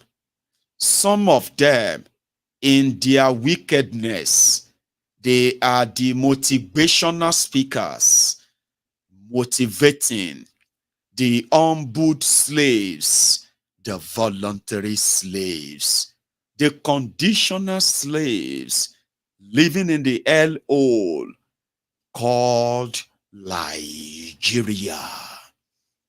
They are those who are telling the people who are the victims of the consequences of horrible, heartless, wicked leadership that has ruined lives, businesses, families, and continue to do so with reckless abandon. They tell them, don't worry. One day it's going to be better. Rome was not built in a day. These are the cold-hearted, non-empathetic Olori Burukus that escaped from Nigeria, but they will never live in Nigeria anymore. They love it. If you are poor, they would like to have somebody to say, I used to be like you. I mean, even though they are not really better than you, they only escaped the hellhole. Their lives are still pretty much like a hell. Even outside Nigeria, we have names for them.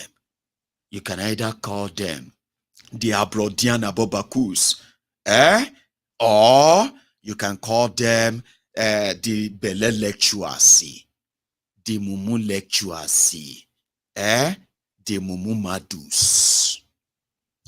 The Mumu Madus are those ones who have been living abroad for a very long time.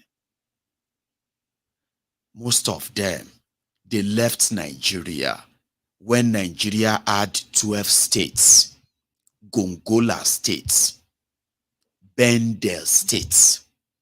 I am talking about 40, 50, 35 years ago. They left Nigeria for a better life, but they've had wasted, useless lives to the point that they couldn't go back to Nigeria.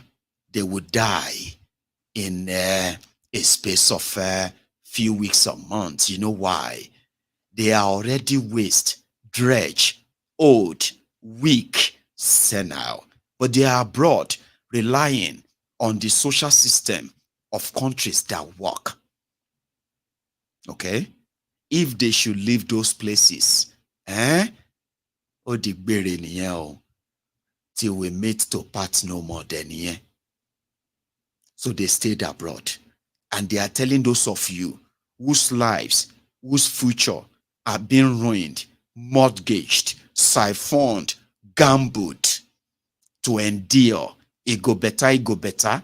Or more 30 years, they look like a person who don't turn 55. You are just 25, you bros. Look at your face. Check that mirror. You they look like a person who don't cross a 60. Young people are aging in a country where older people who have ruined their future are not letting go. Those ones abroad are telling you, you are too much in a hurry. Because they want to tax already. Their own lives have already been kind of gone shock or wherever they are. Many of them have no real family anymore. So Bokuwari is a punisher. Okay? Those are the Mumu Madus. The Mumu lecturers, majority of them left Nigeria. They said they wanted to go and do PhD in Kosovo. Who no say now how to escape from Nigeria you find. I want to go and do PhD in languages in America visa. I want to go and do a PhD in this and that. They plan to just get out of Nigeria and never get back. Now they got out of Nigeria. The mentality of what actually kept them as slaves in Nigeria, who said chance of escaping that slavery was the moment like a dead clock. That moment that their brain comes to normal, telling them that the nonsense they are supporting is going to keep them perpetually impoverished. So they decided to escape from Nigeria. After leaving Nigeria, Mumu lecturers, then read, then they wear tie, then they speak English, sure you understand. But when you look at them, they have no plan of going back to Nigeria. Their brain will never in any way deceive them to go back to Nigeria. But they will tell you they love Nigeria from abroad. All of now, where they sleep inside the darkness, where they have all the dreams of people where they come, we won't take your life. People won't take your destiny. They said that, my brother, be careful, this person, it just use your destiny. They say, which destiny? In this Nigeria. The destiny, where we say me, we get the destiny, no do anything for me. Person give me job. They now they manage to take care of my family. They manage to look like somebody. They tell me saying that my destiny in they use. Share destiny, we know they're useful. They have made sure that many of you destiny have become very, very useless, no longer useful. And it is true. These guys too, they are telling you, even though they seem educated, in fact, well, their education is like a course. But they are not coming back to Nigeria.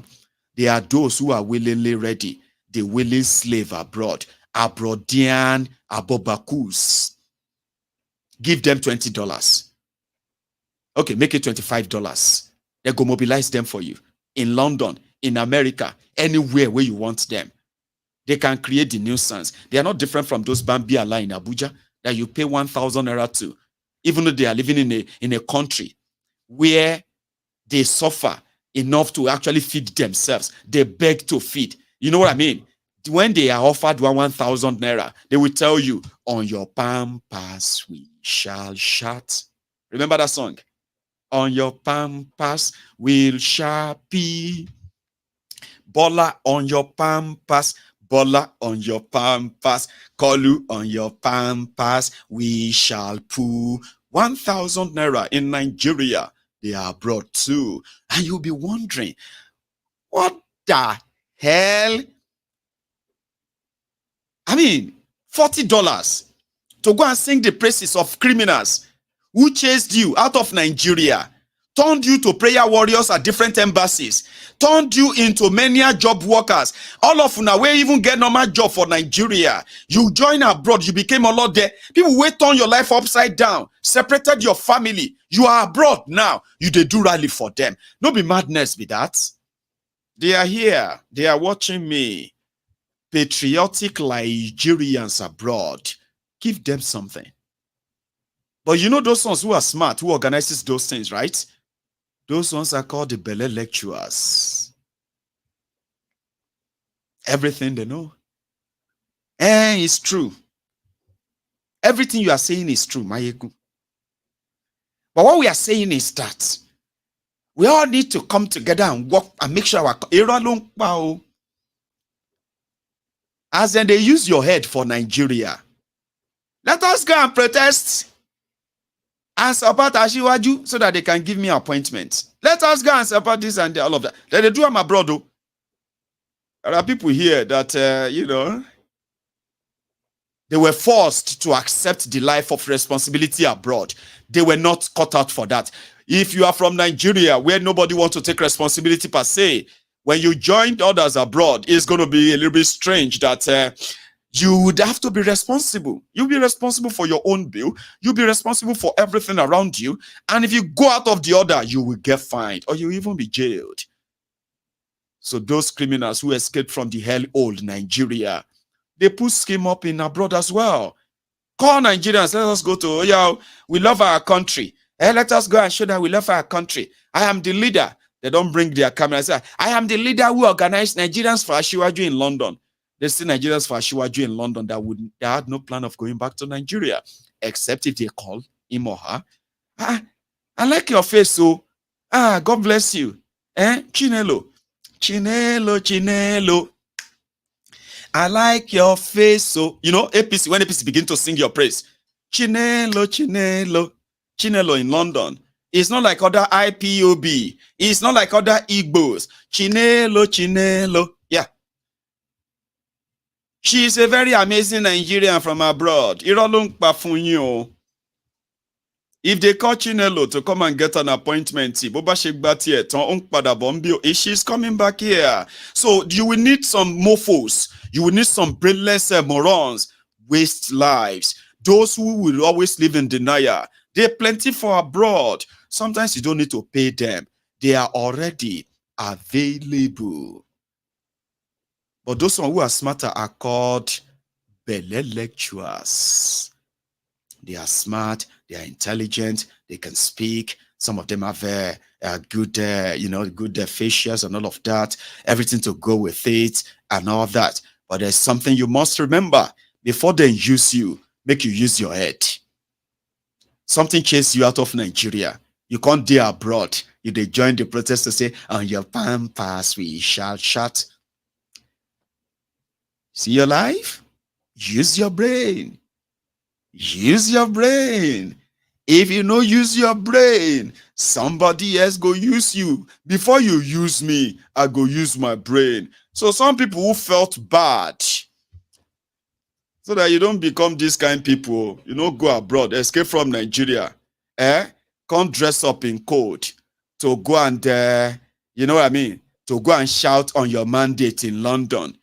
Meanwhile, you have managed to, not only that you have managed to get yourself out of Nigeria because of the criminals ruining Nigeria, you are suffering in the UK as well, to the point that you are bringing your families. Everybody, majority of them have brought their family down here.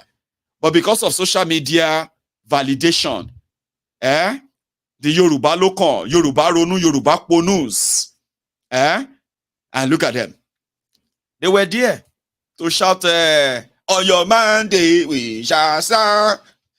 People organize protests to show their displeasure against the criminals ruining Nigeria that sent you out of Nigeria. Then you couldn't like go ahead and organize your own solidarity elsewhere or another day. Because they are Agberos. If to send at Lagos, they go bring bottles, they go bring cutlass, they go begin to attack people. They will say they are defending their own drug lord. Imagine somebody, Papa, abroad, despite everything that we all know, and you put yourself out there and say you are defending a drug dealer, you are defending a drug lord, you are defending a certificate forger. So yeah, as una mad for Nigeria, we get them here too. But listen, they say in this life, nothing is a waste. Here you get. If you want to waste your life, Baba, it's your choice. Okay? It's not a waste per se. Here you get. If you want to be useful with your life, great. If you want to be useless with your life, great. Both of you can be used as an example. They will say, why don't you be like that Maiyegun? That very brilliant, sharp-minded young man, and very successful too. Why don't you just be like him? People, they use me to ask their own children, why can't you just be like Maiyegun? Why can't you be like that young man? Here you go. Emi omo to fin juwe omo to fin share example for mo. That is Maiyegun. I am that kind of a child that other parents uses as a good example for their own children. Why don't you be like Maiyegun? He's just a young man like you. You know what I mean? Good example. Then if you turn around and become Tinubu the drug dealer, or you waste your life, or you make useless of your life, it's not a waste too. They can use you and say, Shay, do you want your life to be like that person? We are telling you, I am telling you, I am warning you, I am doing everything, you this child. Shay, you want to end up like all those people who go abroad, they do protest, they do rally to defend the criminals who send them abroad, who chase them out of Nigeria in the first place. Do you want your life to be as useless as them? I don't mind make my life useless. So if my life go day useless, maybe go day useless in London. You don't want that. You are not that man. You are not that guy. I live here, and it is not one of the lives I actually kind of encourage anybody. Here you get the life of deceit, the life of denial, the life that is always full of regret. You always ask those where they defend the Bukwari. How many of them came back with Bukwari disappointed us? But disappointment, you can only pretend to live in denial for a while. But when the camera is off, when everybody don't go home, when it becomes just you go tell yourself the truth. Maiyegun abuse me, say whatever you like about me. It doesn't change anything. When you are done with all of that, when the reality of Nigeria hits you, you go tell yourself the truth. Only why are useless that bro? No, why not? I can use you like this, guys, and say, whose guys, whose children are these ones? Whose papa are these ones? They are there to defend a certificate forger in London. They are there to defend a drug dealer in London. So show me your friend. And I will easily tell you who you are. I will. But nevertheless, the clash of the Agbadorians and other Nigerians who felt like the Supreme Court shouldn't be legalizing criminals. There is a guy who was there who had to share the story of Tinubu and all of that. It doesn't matter, you know what I mean? But look at them. Yeah, Jijo Yakawo on your mandate. Look at them.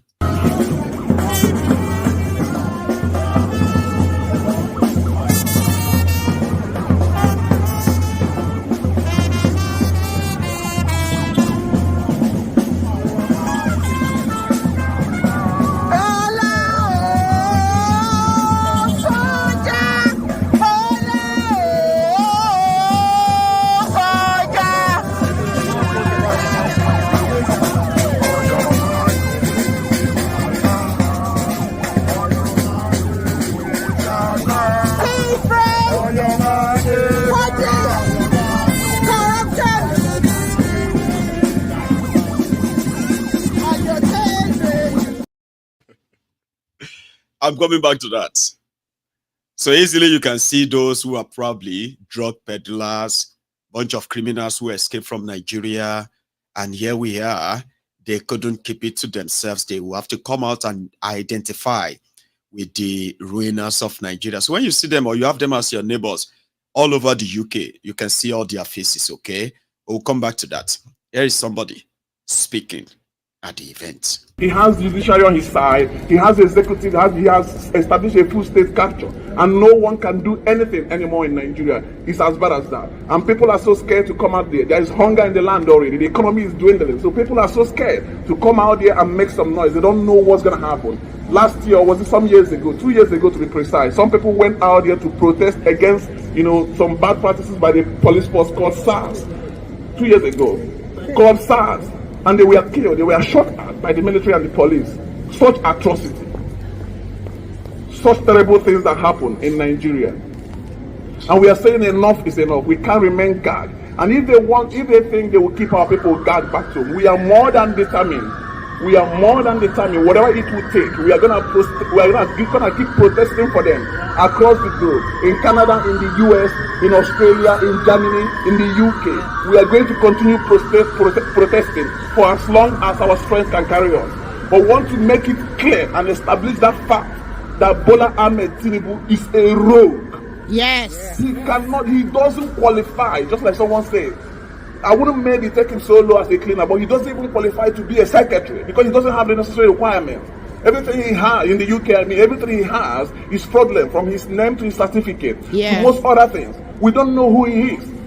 And we cannot continue this way in Nigeria. Things are going back. Nigeria is so blessed. We are blessed with the best of things. Human resources, natural resources, determined men and ladies, industrious human beings, very gallant human beings. Anything you can think of, we have it in Nigeria.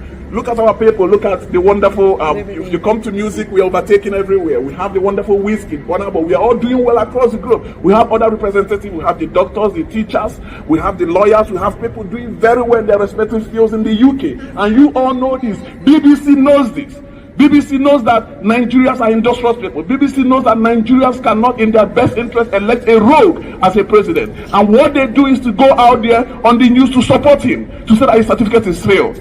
We do not expect this from the BBC. Look at the Prime Minister of the UK. The Prime Minister of the UK is a perfect gentleman. Look at the previous leaders of the UK. Well-learned individuals. People that you can put out there. People that you can be proud of. And what do? They support such atrocities in Nigeria where fraud and every other thing goes on. Probably because they want a puppet. I think that's the only thing that explains it. They want someone that can control. I would say that nothing would happen. It's high time we start saying these things. It's high time we start. BBC knows that Tinubu forged a certificate in Chicago State University. I do not know who he is. I do not know who went on air to say that the certificate is real. But we challenge them any day, anytime to call us to BBC to discuss these things, and I will leave it at that. But what we are saying here is that Nigeria doesn't have a truly democratic president. We are still in an autocratic setting. We need to establish that fact here, and everybody needs to know that. I will stop it here. Probably some other day we'll talk more about these things, probably on the studio. Don't do well, brother. Well done. At least that There is no hiccup, and your message was very clear. The Agberos don't talk. What do they want to talk? They brought band sets. They brought megaphone because they wanted noise over facts. And there's no amount of noise or amount of people you have to pay to do all of that nonsense that will actually take. You are not so many. You're not. And the rogues in Nigeria will continue to do what they know how to do best. Ruin things. So you see why you are never going to get away or get us to shut up. We are organizing a very, very massive global rally. I'm keeping it to my chest. But when it is completely matured, you are going to see real people. And to those who might think, why are you doing it abroad? Why don't you come back home? Well, if you are home, you don't need anybody to motivate you to actually do yours. But again, I keep it here. At the same venue, somebody also spoke. I'm from Lagos State, Yoruba. Yes, I support this program because anytime this current president of Nigeria, Bola Ahmed Tinubu, it's not from Lagos State. It's from Iragbeji. Omo Iragbeji, or the former governor, Boyega Yetola, their cousin. And then, because those are what are leader, like Baba Daudu and Co. They know all my potential because this man does not win the primary. The primary in 1999. He did not win it. Wale primary 1999. Funchal Williams lo wale. But in that one Safuna Deko, one lo ran lọ́wọ́, ó gba wọn sílé ní ìlú òyìnbó pé kí la fẹ́ fi compensate. They used that one to compensate him. After that, lẹ́yìn ìgbà tó wọlé tán ẹlẹ́kìíní, àwọn bàbá yìí sọ pé wá kò ń ṣe bá ṣe sọ pé a fẹ́ ṣe kíní ìlélẹ̀ torí pé ọwọ́ ẹ̀ ti ti kú dà. Bring another no more Baba sọ pé that means this Baba they don't have much again to control him, to tell him what is right. All gbogbo àwọn Baba Abrahamade Sanya ó dojú ti gbogbo wọn. The former spokesman of Afenifere, Joe Rodumakin, there's a lot of things that this man has committed. A lot of crime. But lágbára Ọlọ́run gbogbo ìgbìyànjú wa Ọlọ́run máa ti wá lẹ́yìn. Amen. Ọgbẹ́ni yìí ò gbọ́dọ̀ lọ. Yes, by force. And then we want British government, American government to support us. Tó bá jẹ́ pé lóòótọ́ they love Africa. Because they get a lot from Africa. Sir, if you are watching, no, they don't love Africa. Don't deceive yourself. Nobody loves Africa. Okay? None of them does. All right? So let's put it at that. And what did the Agberos do? The Agberos that escaped from the zoo. Look at them.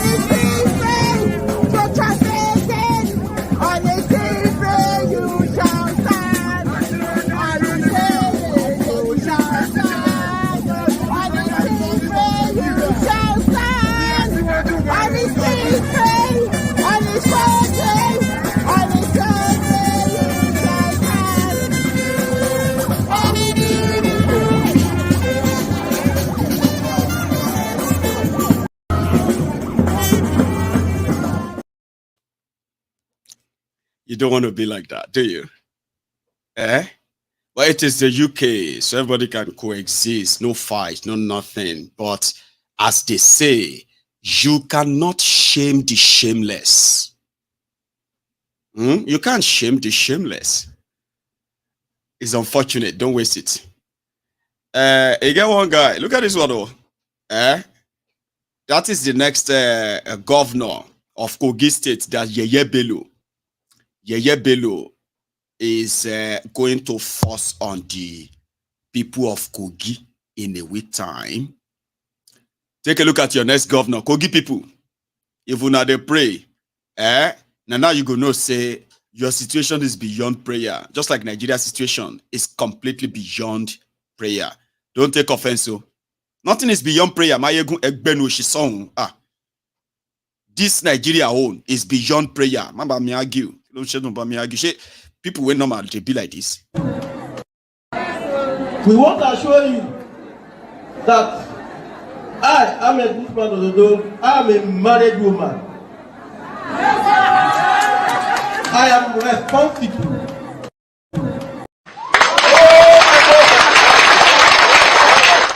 Some said he's probably going to be the first married woman to be the governor of Kogi State. That's sarcasm, isn't it? I won't with it, only the one here. Those are the weirdest that are leading them. And once they begin to deal with them, they will begin to ask us that we are the people. Hey, can you do it better? Are you better than him? Me better than that one. You see? The worst of the worst are those who are running Nigeria and ruining it. The enablers. There's no fight, too.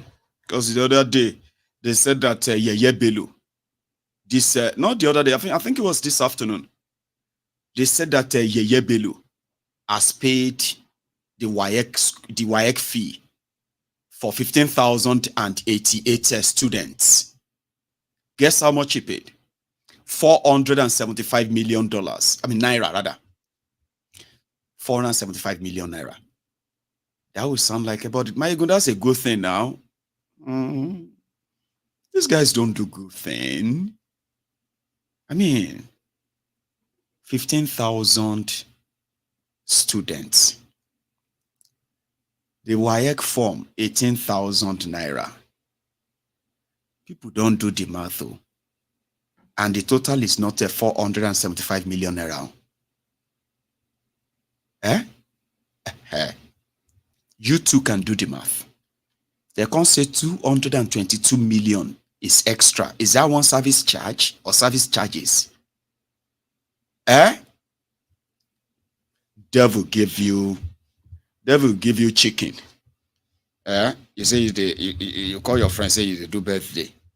You don't know that when devil give you chicken, now holding the now, a old child or even probably your whole life is going to probably demand for. There is a saying around that, by the way.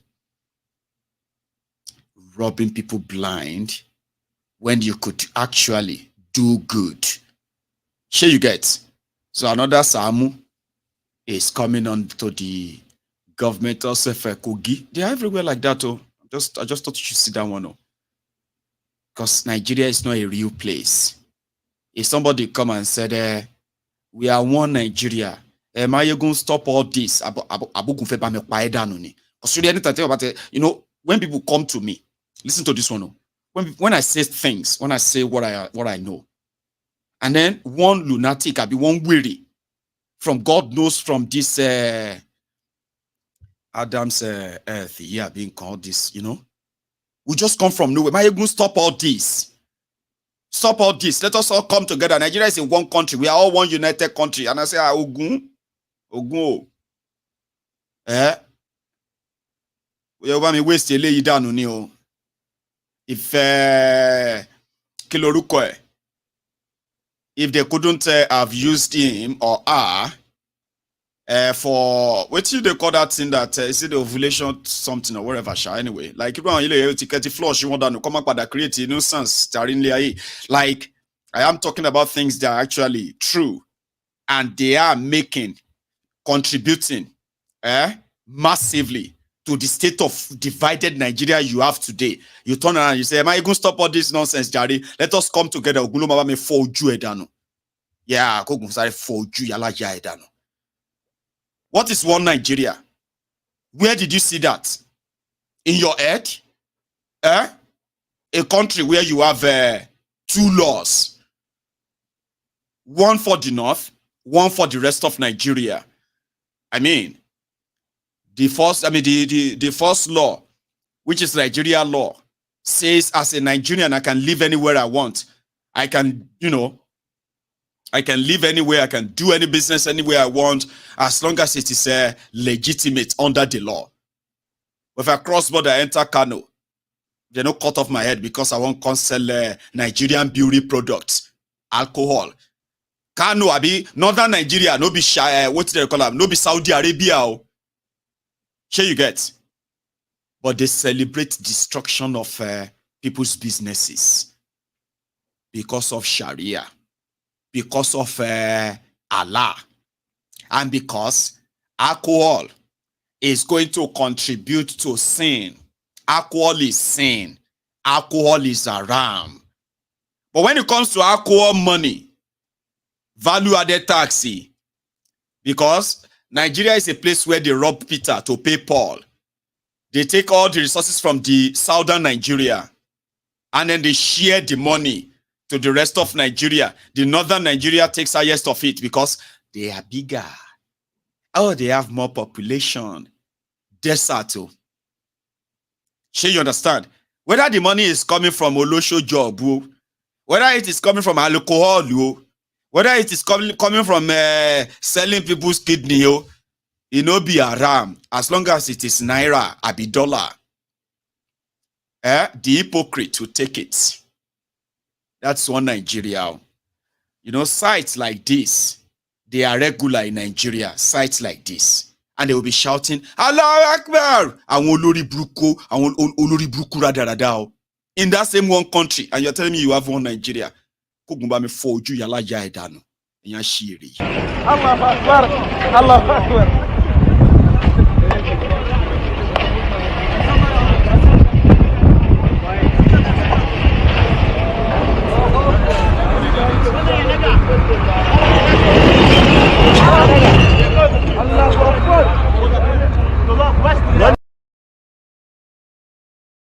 Nigeria, do you know what somebody is going to advise you? You yourself, at least you know that northern Nigeria is a Sharia. Yourself, you shouldn't take alcohol there. But guess the region with the pandemic of a drug abuse. Guess. Northern Nigeria. It is pandemic. Drug abuse. Housewives. Children. Completely off. Gone.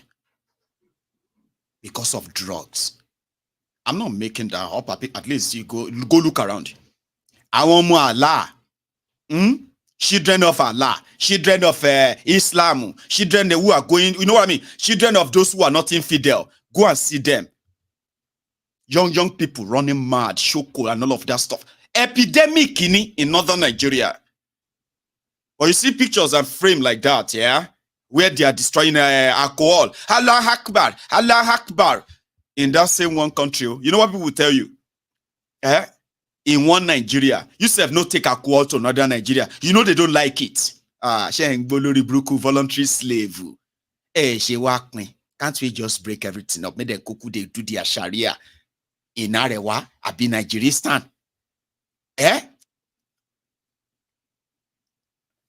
They collect alcohol money. They go take alcohol money, take and organize a mass wedding for people who don't get job.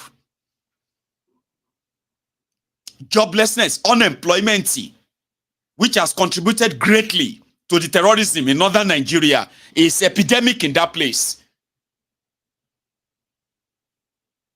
But they are not using that alcohol money and all that. So it's such a, you know what I mean? When they say they are doing all of this to help the poor, I say, okay, let me see where they are helping those poor people like this. Kogilele, you know.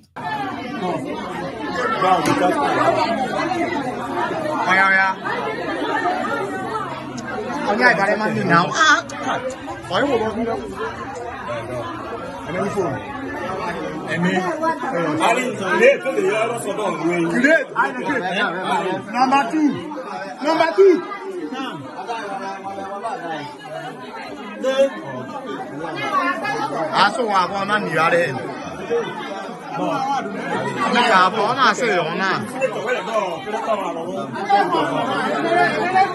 Number three. Number three.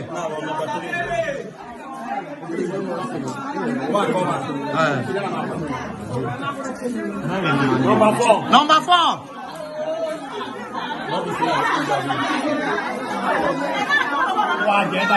Number five. Number five. Number five.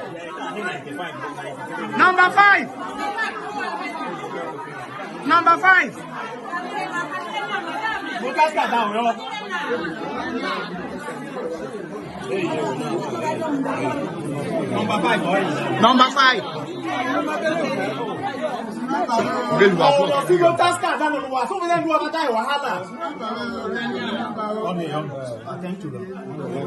Number six. Collecting their voters' cards before they will give them a tin of rice and 1,000 naira. That's how they are poor, the poor people. And that is how they want to lift 100 million poor people out of poverty in Nigeria. Shall you understand? A joke, isn't it? Well, Peter Obi, the man that they said, but what thing go do different? What is it? It was caught somewhere in the week, just this week. And his own advice was like, you know what? People should just stop stealing. I did it. I didn't steal. I'm not a saint, but at least I didn't steal. And I was able to do this or that. Only if these people can stop stealing, watch them abuse him. Or even now watch you abuse him. Watch this. You always see me say, people, I'm not a saint, but I'm not a criminal. I have never knowingly do anything that is wrong. Knowingly. If I know it's wrong, I won't do it. I've served the state. I've served in the private sector. And today we're going through difficulties. There's nothing wrong with Nigeria. Nigeria has one of the best in terms of land, one of the best in terms of weather, one of the best in terms of God-given resources, and one of the best people. The only thing God has not given Nigeria is leadership. If we have good leaders, we will do better. If you compare Nigeria, and I said to myself, I want to just compare Nigeria with the 3 biggest countries in Europe. And I can tell you, we have more resourceful young people because we have more resourceful youths than 3 of them have. But when you now compare our economy, if you put the economy of the 3 of them together, Germany with a GDP of 4.4 trillion, UK with a GDP of about 3.3 trillion, and France with about 3.03 trillion, you're getting over 10 trillion, and we are about 400. So they are 25 times more. Why? Because we have a leadership that where we engulf with waste and consumption, no production. The rest assured, if we get it right, we'll build a better life. And all of us are involved. We must stop people from stealing public money. It is a must. We must stop people from wasting public money. It is not their private money. And all of us are involved. You must not celebrate them. All you are. 100 years from today, we'll all be covered with white cloth. So what are you acquiring for? Why are you abusing the grace of God when people are suffering? A very big one, right? Like, what do they want to do with all the money? What does Tinubu want to do with a yacht?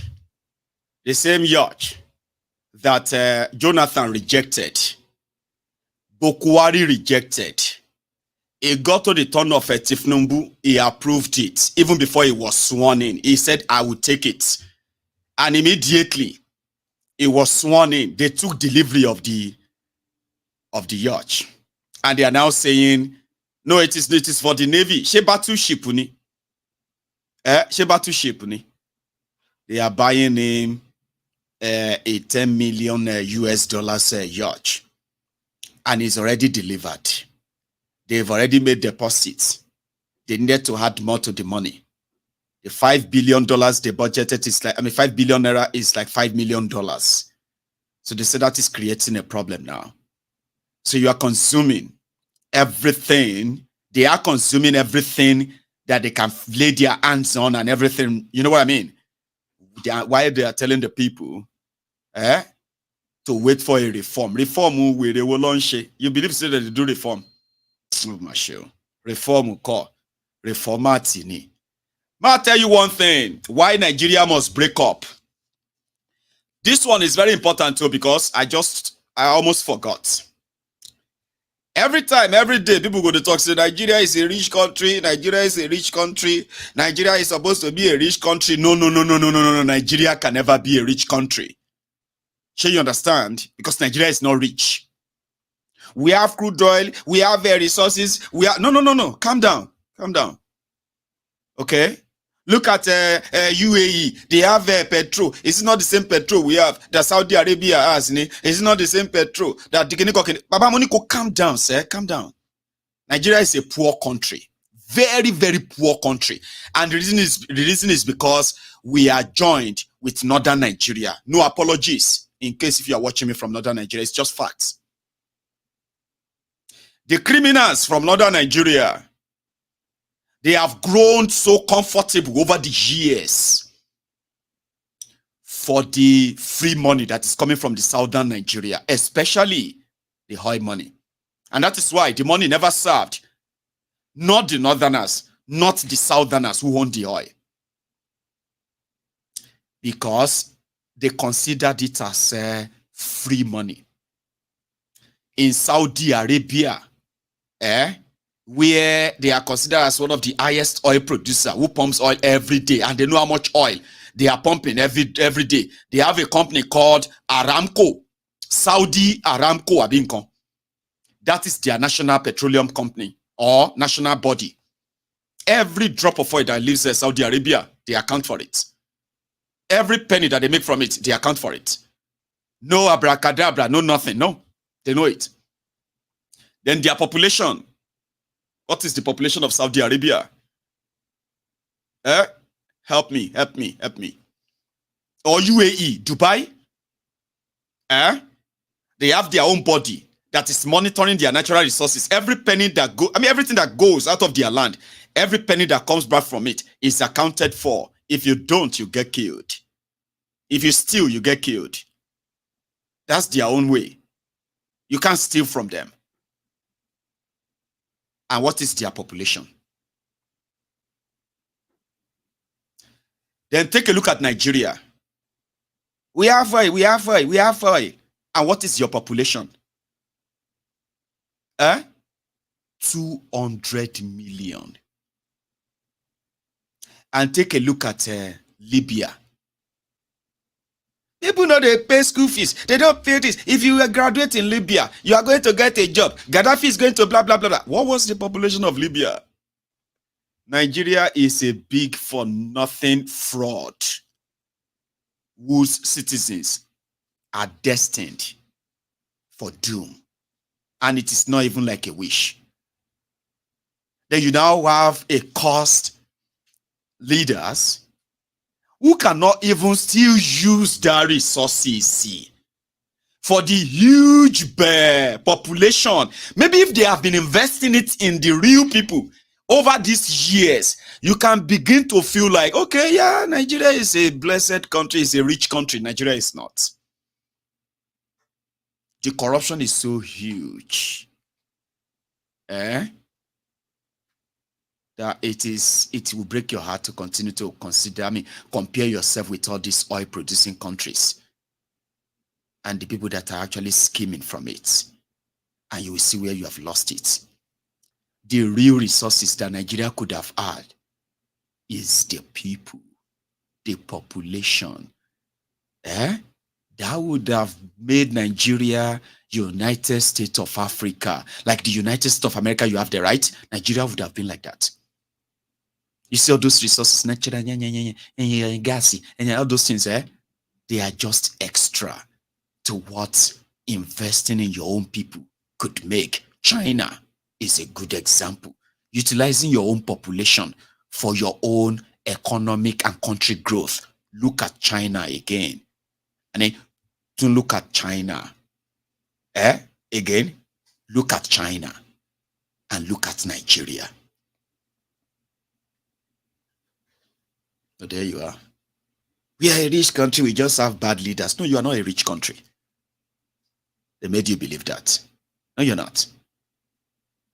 If they stop stealing your crude oil money for the next 100 years, Nigeria won't still be a rich country. It would at least be a better country. Why do we have to share in that misery when everybody can actually go their separate ways? And that crude oil in Niger Delta will be enough for everyone from that Niger Delta to develop themselves. The crude oil, the liquid natural gas in Biafra land can actually be used for the population of the Biafran people to their own development. The crude oil, the natural gas, and every other thing in in Western Nigeria, Yoruba land, can actually be used for the population of that Yoruba land, just the same way they are using their resources to develop Saudi Arabia, develop Kuwait, develop UAE, develop all these places that you've always wanted to compare yourselves with without doing a diligent comparison. Nigeria is not put together to serve you, and that is why it will never be a rich country, ever. Don't tell your children that. Stop telling them that Nigeria is a rich country, only caused with bad leaders. The second statement may be right, caused with bad leaders who have made it permanently possible that Nigeria is a poor country. Because take a look at the citizens. You get the message. I'm going to go back to where Obi was talking. He has more. Maybe you should listen. Nigeria. And I told him that I want to just compare Nigeria with the 3 biggest countries in Europe. The number 1 biggest economy in Europe is Germany, followed by the UK, followed by France. These 3 countries,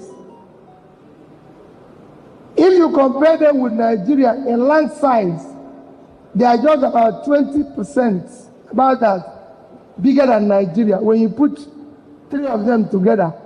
Because if you put 3 of them together today, I know Germany is about 350-something thousand,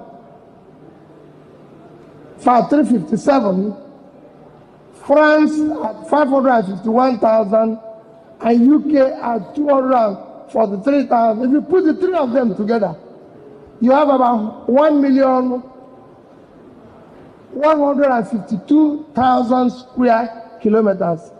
Nigeria is 923,000 square kilometers. So in terms of land size, it's about the same thing. If you talk about your population, UK is about 67 million. France is about 64 million. And Germany is about 84 million.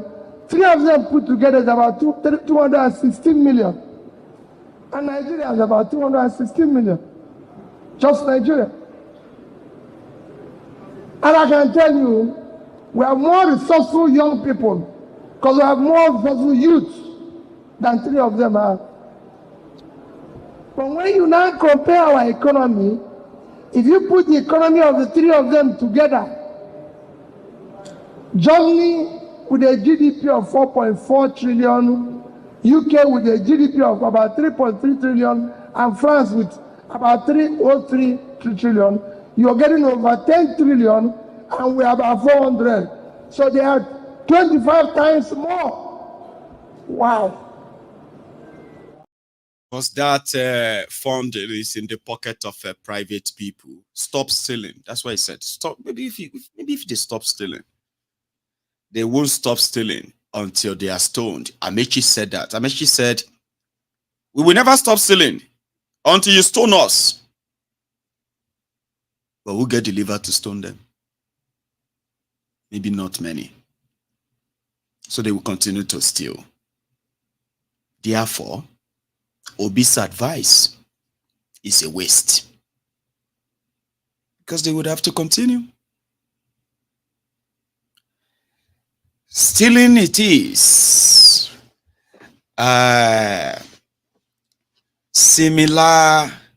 Similar nayi àbí kí lórúkọ wèrè yẹn concept. Similar nayi, which is a SIM card of River State versus Were Wike, the Kwere, Obiakpo, Little Hitler. They said they met with Tifnumbu to try and settle the fight for them, that they won't have to kind of go mad that way. So, similarly, whatever. SIM card, the Rivers came out to say he has now settled with Were Wike. Papa and Pekin the fights. We don't settle them and all of that stuff. So Were Wike said, what is wrong if I say I want to collect 20 billion naira every month? What is wrong in that? When I was campaigning for SIM, when I was going everywhere, doing everything, buying phones for all of them, did anybody say, did anybody have a problem with me paying for all of that? So why are they having problem if I say I want to collect 20, even if I say I want to collect 20 billion every month? Don't I deserve it? Then he had a message. That is a Were Wike. Were Wike said, he has a message for all of now. The Mekamite, Abi Mekanite, SPV boys, and the obedient. He said all of now are just angry and jealous because he no support Atiku and Obi. Okay? There is structure in River State. Is his life. If anybody taking structure like similarly want to take it, he would have to fight because that would be him over and finished, done. And it's not going to go down without a fight. So all of them, they wish say, me see me, abisimu, to show him shege. Mokuna just make sure say, Sim no miss so. He Sim shoot, make him no miss so. Because if he miss, he could buy. With a weekend, listen. I know in politics. Oh, they say they should bring in 20 billion every month.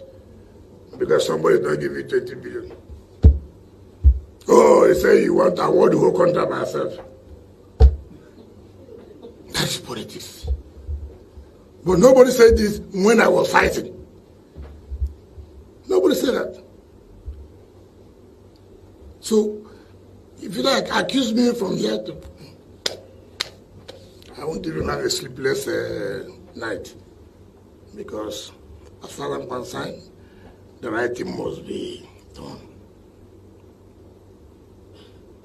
All of us want to be politically relevant. All of us want to maintain our political structure.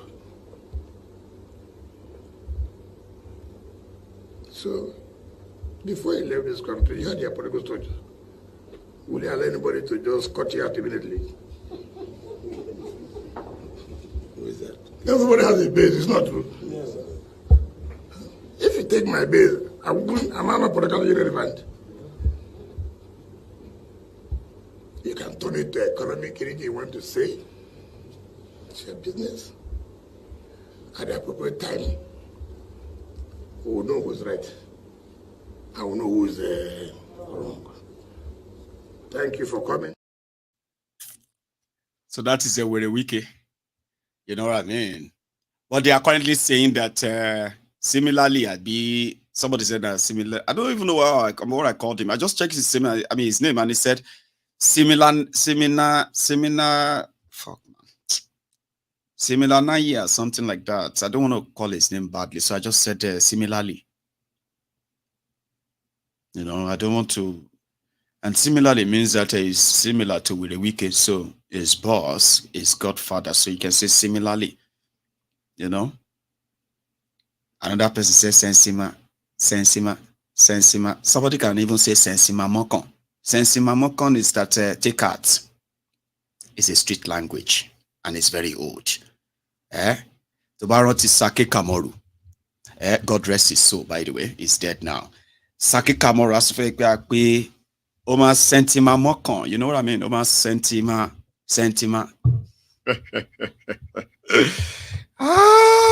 Anyway, that is me coming slowly and slowly to the end of the broadcast. I'm so sorry I didn't take calls. I just thought that let's just have that fun all night, you know, sit down there, laugh some, think some. Some will even like cry and say, Maiyegun, as you are talking, I don't know. I mean, I just felt emotional. I say, Esha Nisu. That is why MaiyegunsDiary Politico is like a roller coaster of a program. Okay? So you can go here and here and here and here, but eventually it's going to be worth it. You get what I mean? You know, I just don't know why person go to cry when I do program. Like, people are emotional. Here you get. And I respect your emotion. So don't let it out. You know that they will say, come on. Say, come on, let it out. Say, come on, let it out. Say, don't hold it, don't wait. Come on, let it out. Say, wait, why you they cry? When Maiyegun got to that program, I couldn't hold it anymore. I said, take it easy,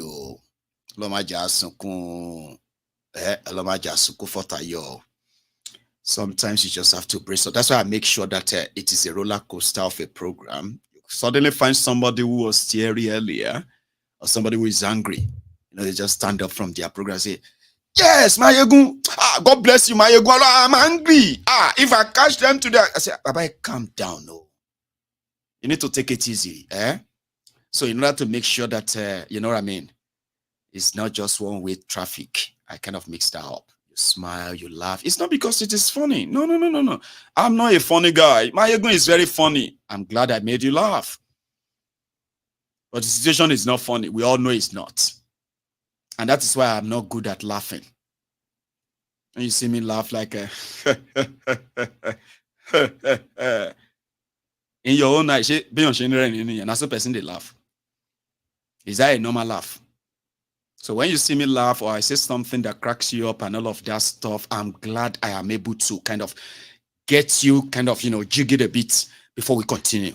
In reality, you know, the other time when they beat the chairman of, president of NLC rather. When I saw his face, I knew that they could only beat a thief like that. But when they said that it was done in Imo State and it had the hand of the governor, well, that makes sense, because ordinary person would not just suddenly just attack the president of the Nigerian Workers Union without any repercussion. Some were laughing when they saw his face. I'm not going to show you that again. Because if he was my own father, Baba, forget all these things we are talking. If they beat my papa like that, kilo day, in thief, on top waiting. Even if we want to rough and but you can't beat her like person will steal something. Like, I was upset on his behalf. Some others were laughing, and I said, please don't be like that. especially when you know those who were after or who did it. Sure, you get. As I was feeling is exactly how others were feeling. I didn't know that they are going to call a national strike because the president of NLC got beaten. I was like, well, that's even worth it. But some people are wondering, like, what did they worry these people? Because they beat Ajero. You say you want to take them abroad. Now you want to start a nationwide strike. What you go tell everybody, say we want strike for? They say Nigeria is on strike because the president of the workers was beating blue, black, blue, bala blue in Imo State because they mistaken for person who can't steal ballot box. I mean, you cannot even beat a ballot box a snatcher like that. I know that in me. I'm like, Nigeria don't spoil be that. You can't beat my papa like that. And I won't turn to a shekau. Person will go to carry. You know allergy shekau now. But these guys are probably just feeling like Nigeria must pay for it. They are going on strike. Last warning.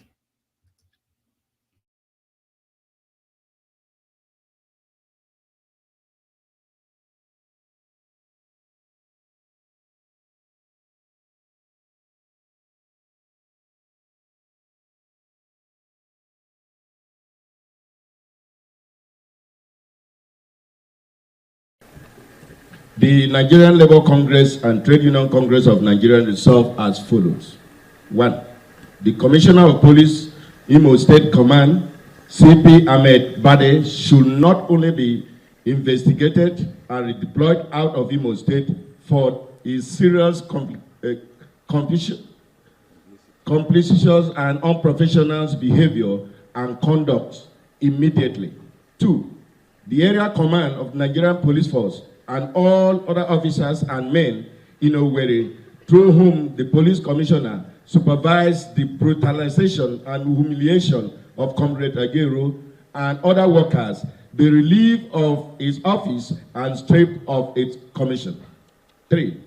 Mr. Nwaneri Chinasa, advisor on special duty, who supervised the terror on workers and partial brutality meted to the corporate president, Comrade Joe Agero, be arrested immediately and prosecuted for his crime against workers and the president.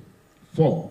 We demand an immediate, independent, and unbiased, thorough professional medical examination of Comrade Agero in light of his physical and psychological injuries inflicted upon him. 5.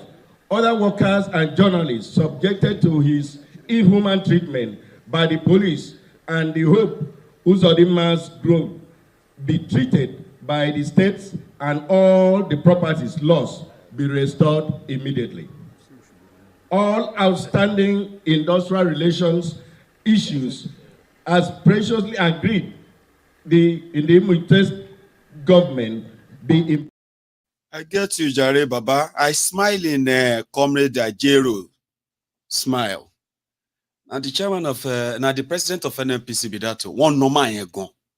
Like, you don't need any medical test to know the state of beating them, beat this man. Intori kini, what he do? He carry ballot box. Show back what he diboni. Show rig election ni. Show.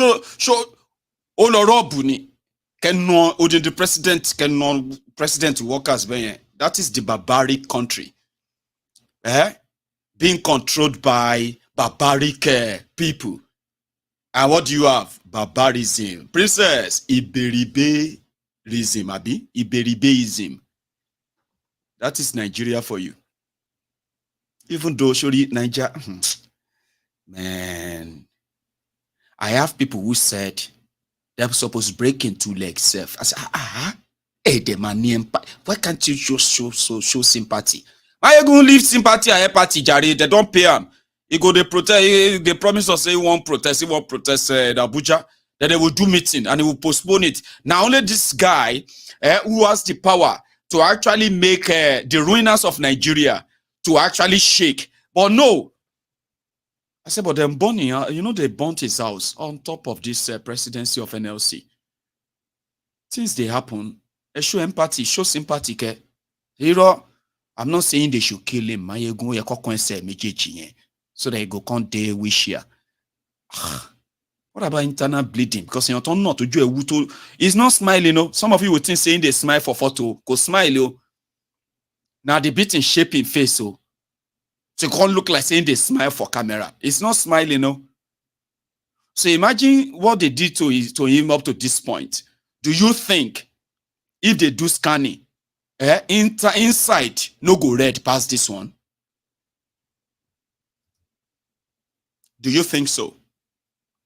That if they do scan, that face will look like saying they smile. If they scan them from inside, do you know other injuries? So Ejekama show sympathy.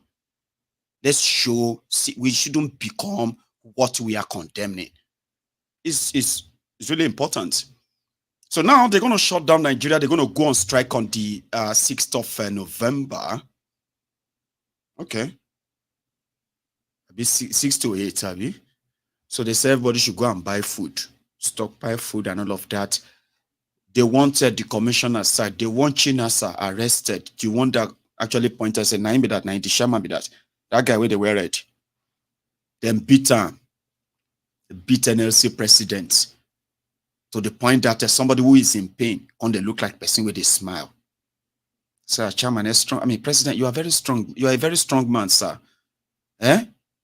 You know, I mean, if I was the one they beat like that, I mean, if I don't die, you are a very strong man. You see, you are even smiling. Now, Jero go say, see, comrade, I'm not smiling. Okay, I'm not smiling. I'm in pain.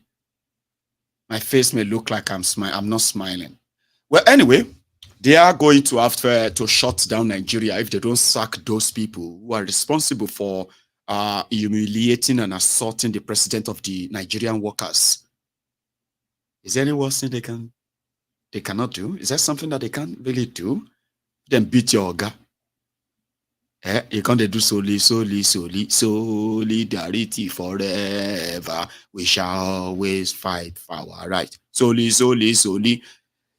I hope you make what do you call it?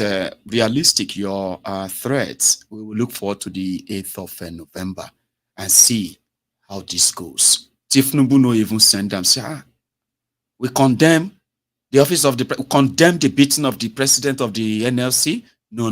Condemn Bao. Something that is state sanctioned. And they are saying that he is lucky. They're supposed to beat him. You know, when I was in Nigeria, he gets some beatings.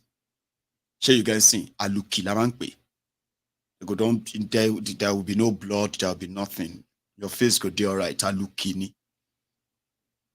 The only strength where you go get now the strength to waka go your house. Now the following day, they goes, hey, Shubulu Jadonda, yo. Kiloshe, was he sick? No, he came home last night, yo. And then he complained about a back pain, and we said he should go and rest small. We don't know what happened to him, you know, that kind of thing. And I believe that Anna Aluki then used on that Ajero. That's why they said after he got home, they discovered that they would have to take him abroad to go and get medical treatment. There's no hospital that can take care of him in Nigeria with the level of the beating. So yeah, if nothing is done, and as some of you are saying that Adukbel, we thank God though, we thank God they no beat him, they no kill him. Thank God they no kill him. You go get treatment and the rest of that too. That was when the breaking news also came. Kilo to Dubai into Riolo. Can't you just let us have some peace for some few minutes in this Nigeria? Peace, Maiyegun. The Minister of Power, the son of Penkele Messi, Adebayo Adelabu, he was flying a flying coffin. Now, so the plane dropped from the sky like saying a kite we lost its control. You know those kites? And then, the thread cut off. You begin to chase your kite. Hey, now my kite, you start running after it. Hey, you don't hang for the NEPA pole. But this time around, it's not actually a kite. It is a private jet conveying the minister of power to his home state, right? After the retreat of a minister's retreat. Now, do so. Benkele Messi. And this guy that takes shank all those people, we say the voluntary slaves of your state. The guy left APC, go join another party, lost election, when it was time for them to start sharing position and then give power. Others, they go kill you, especially Teslim Balogun. Now, people are now saying that if anybody won't get appointment, Adebayo will have to be out of the way. She in a private jet, let him have Adebayo. Effect passive plane crash. Failure, corruption was almost claimed the life of the minister of power today, when a supposed aviation company who has no commercial license, which means the license they have is not to fly commercial, what have you, but they have tens of such aircraft operating in Nigeria today. Okay, they were not thoroughly indeed. I mean, you know, those ICAO certification and all that, take them through all the proper procedure, standard aircraft, regular training for staff, you know, what do you call it? Emergency trainings and all of those things that will actually make you a commercial airline. They don't have them. But most of these kind of aircraft are flying in Nigeria today. You want to do big man. You don't make you go Nigeria, you go hire private jets that can take you everywhere in Nigeria because God don't bless you, Baba. You may tell people, say they come Abuja, Koje, you they leave Enugu to Abuja in your private jet that you just hired. Koje Ojure Ikosa in Odogbolu, they go find you. And people for Odogbolu in Auguste go come, they say, hey, plane they don't fall again. No, these people they say that they go Abuja, they don't find themselves for what do you call it? Ojure Ikosa. Or you go tell them say they go Abuja to Akwa Ibom. They will come, they look for your plane inside the Sambisa forest because it don't drop there. Enough it go again. And yeah, somebody said that maybe if it took the life of the elite, maybe they would do something right. Corruption could have killed your minister of power today. And if there are those who believe that, now some evil people won't kill, no evil people. There is no evil that exists that is worse than corruption, because corruption is evil. Where people would have to cut corners, where people will have to shortchange the system. What majority of you may not know is this: when right thing is not done, when corruption takes shape where they have to kind of cut corners, when the round peg are not being put in the round hole, what you will have is that human tragedy, lives can be lost. And that is how worse corruption is. Money meant for the construction of healthcare facilities that could take care of millions of people, if it's ended up in the pocket of those who are going to use it to buy properties in Dubai or buy properties in America or all over the place. Now, you see those millions of people that will need healthcare, they won't have it. Now, corruption will kill them because they won't have access to that healthcare. That's what corruption does. It's more evil than all the evils you know. But because Nigerians don't hate corruption, they just don't like it if they are not the one benefiting from that corruption. I'll leave it at that. If not, I feel take una enter another hour. So let's leave it at that, and I will see you some other time. Enjoy your evening, okay? Like the broadcast, share it, subscribe to my channel if you haven't already. I will see you some other time. Good night.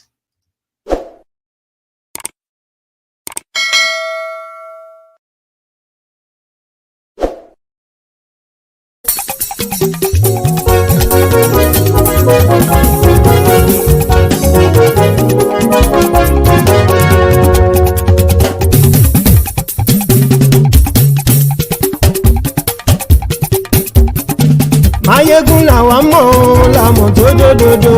MaiyegunDiary, Maiyegun #1. Maiyegun làwa mọ̀ làmọ̀ tó dòdòdò. MaiyegunDiary, Maiyegun #1. Maiyegun ti dé o, ọ̀rẹ́ ará ìlú. MaiyegunDiary, Maiyegun #1. Lórí Facebook, lórí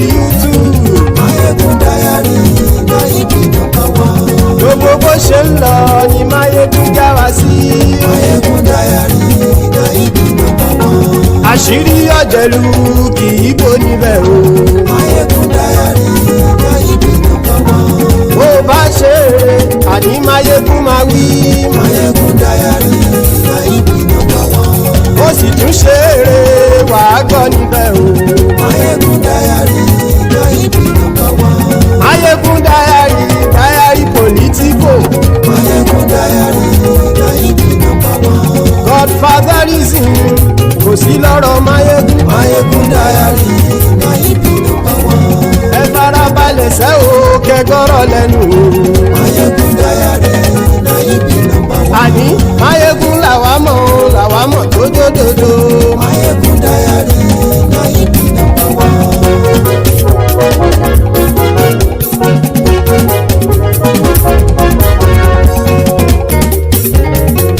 àní ẹ̀sùn ràkì. Maiyegun ti dé. Maiyegun ti dé. ọ̀jẹ̀lú ẹ̀sùn ràkì. Maiyegun ti dé. àní ẹ̀sùn ràkì. Maiyegun ti dé. lórí Facebook. Maiyegun ti dé. àní ẹ̀sùn ràkì. Maiyegun ti dé. lórí YouTube.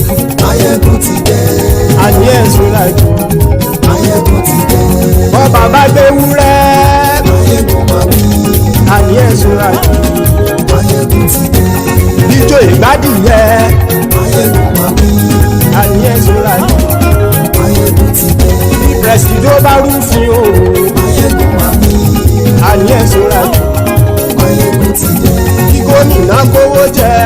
Maiyegun máa wí. àní ẹ̀sùn ràkì. Maiyegun ti dé. ọlọ́pàá tí ń darí bá. Maiyegun máa wí. àní ẹ̀sùn ràkì. Maiyegun ti dé.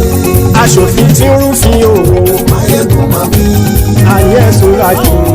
Maiyegun ti dé. òkúra olóṣèlú. Maiyegun máa wí. àní ẹ̀sùn ràkì. Maiyegun ti dé. ọ̀jẹ̀lú ẹ̀sùn ràkì. Maiyegun ti dé. àní ẹ̀sùn ràkì. Maiyegun ti dé.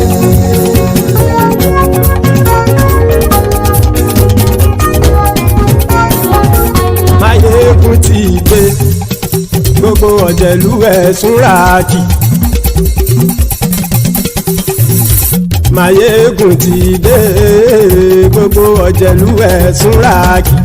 ṣùgbọ́n ní bá ti ṣe èyí tó yẹ kí wọ́n ṣe ọmọ bá dèrò ní fi wọ́n níran o. Maiyegun ti dé. Gbogbo ọ̀jẹ̀lú ẹ̀sùn ràkì. Maiyegun ti dé. Gbogbo ọ̀jẹ̀lú ẹ̀sùn ràkì. ṣùgbọ́n ní bá ti ṣe yìí tó yẹ kí wọ́n ṣe ọmọ bá dẹ́rọ̀ òní fi wọ́n níran. wọ́n fowó bẹ́ẹ̀ o Maiyegun ó sọ pé wọ́n ò bẹ́ẹ̀ wọ́n fowó bẹ́ẹ̀ Maiyegun ó sọ pé wọ́n ò bẹ́ẹ̀ oníkan ṣáàtì ṣe èyí tó yẹ kí wọ́n ṣe fáwọn ará ìlú tó gbé wọn débẹ̀ o àyè.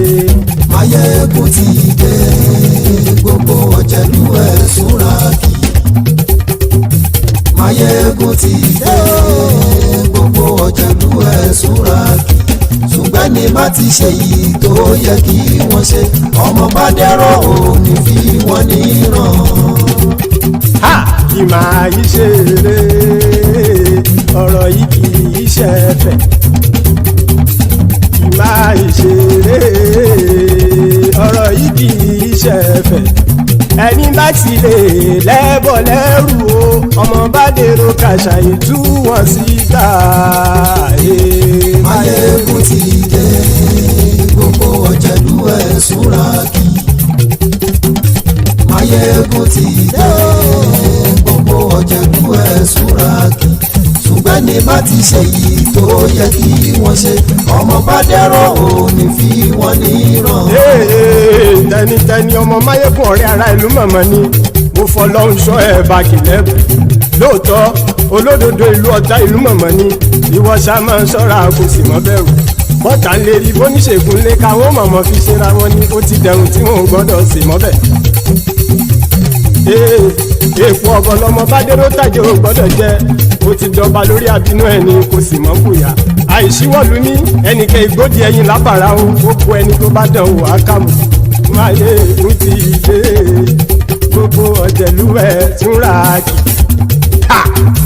Maiyegun ti dé gbogbo ọ̀jẹ̀lú ẹ̀ túnra kì o.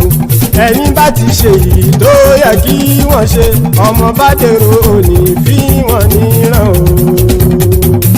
Maiyegun ti dé gbogbo ọ̀jẹ̀lú ẹ̀ túnra kì.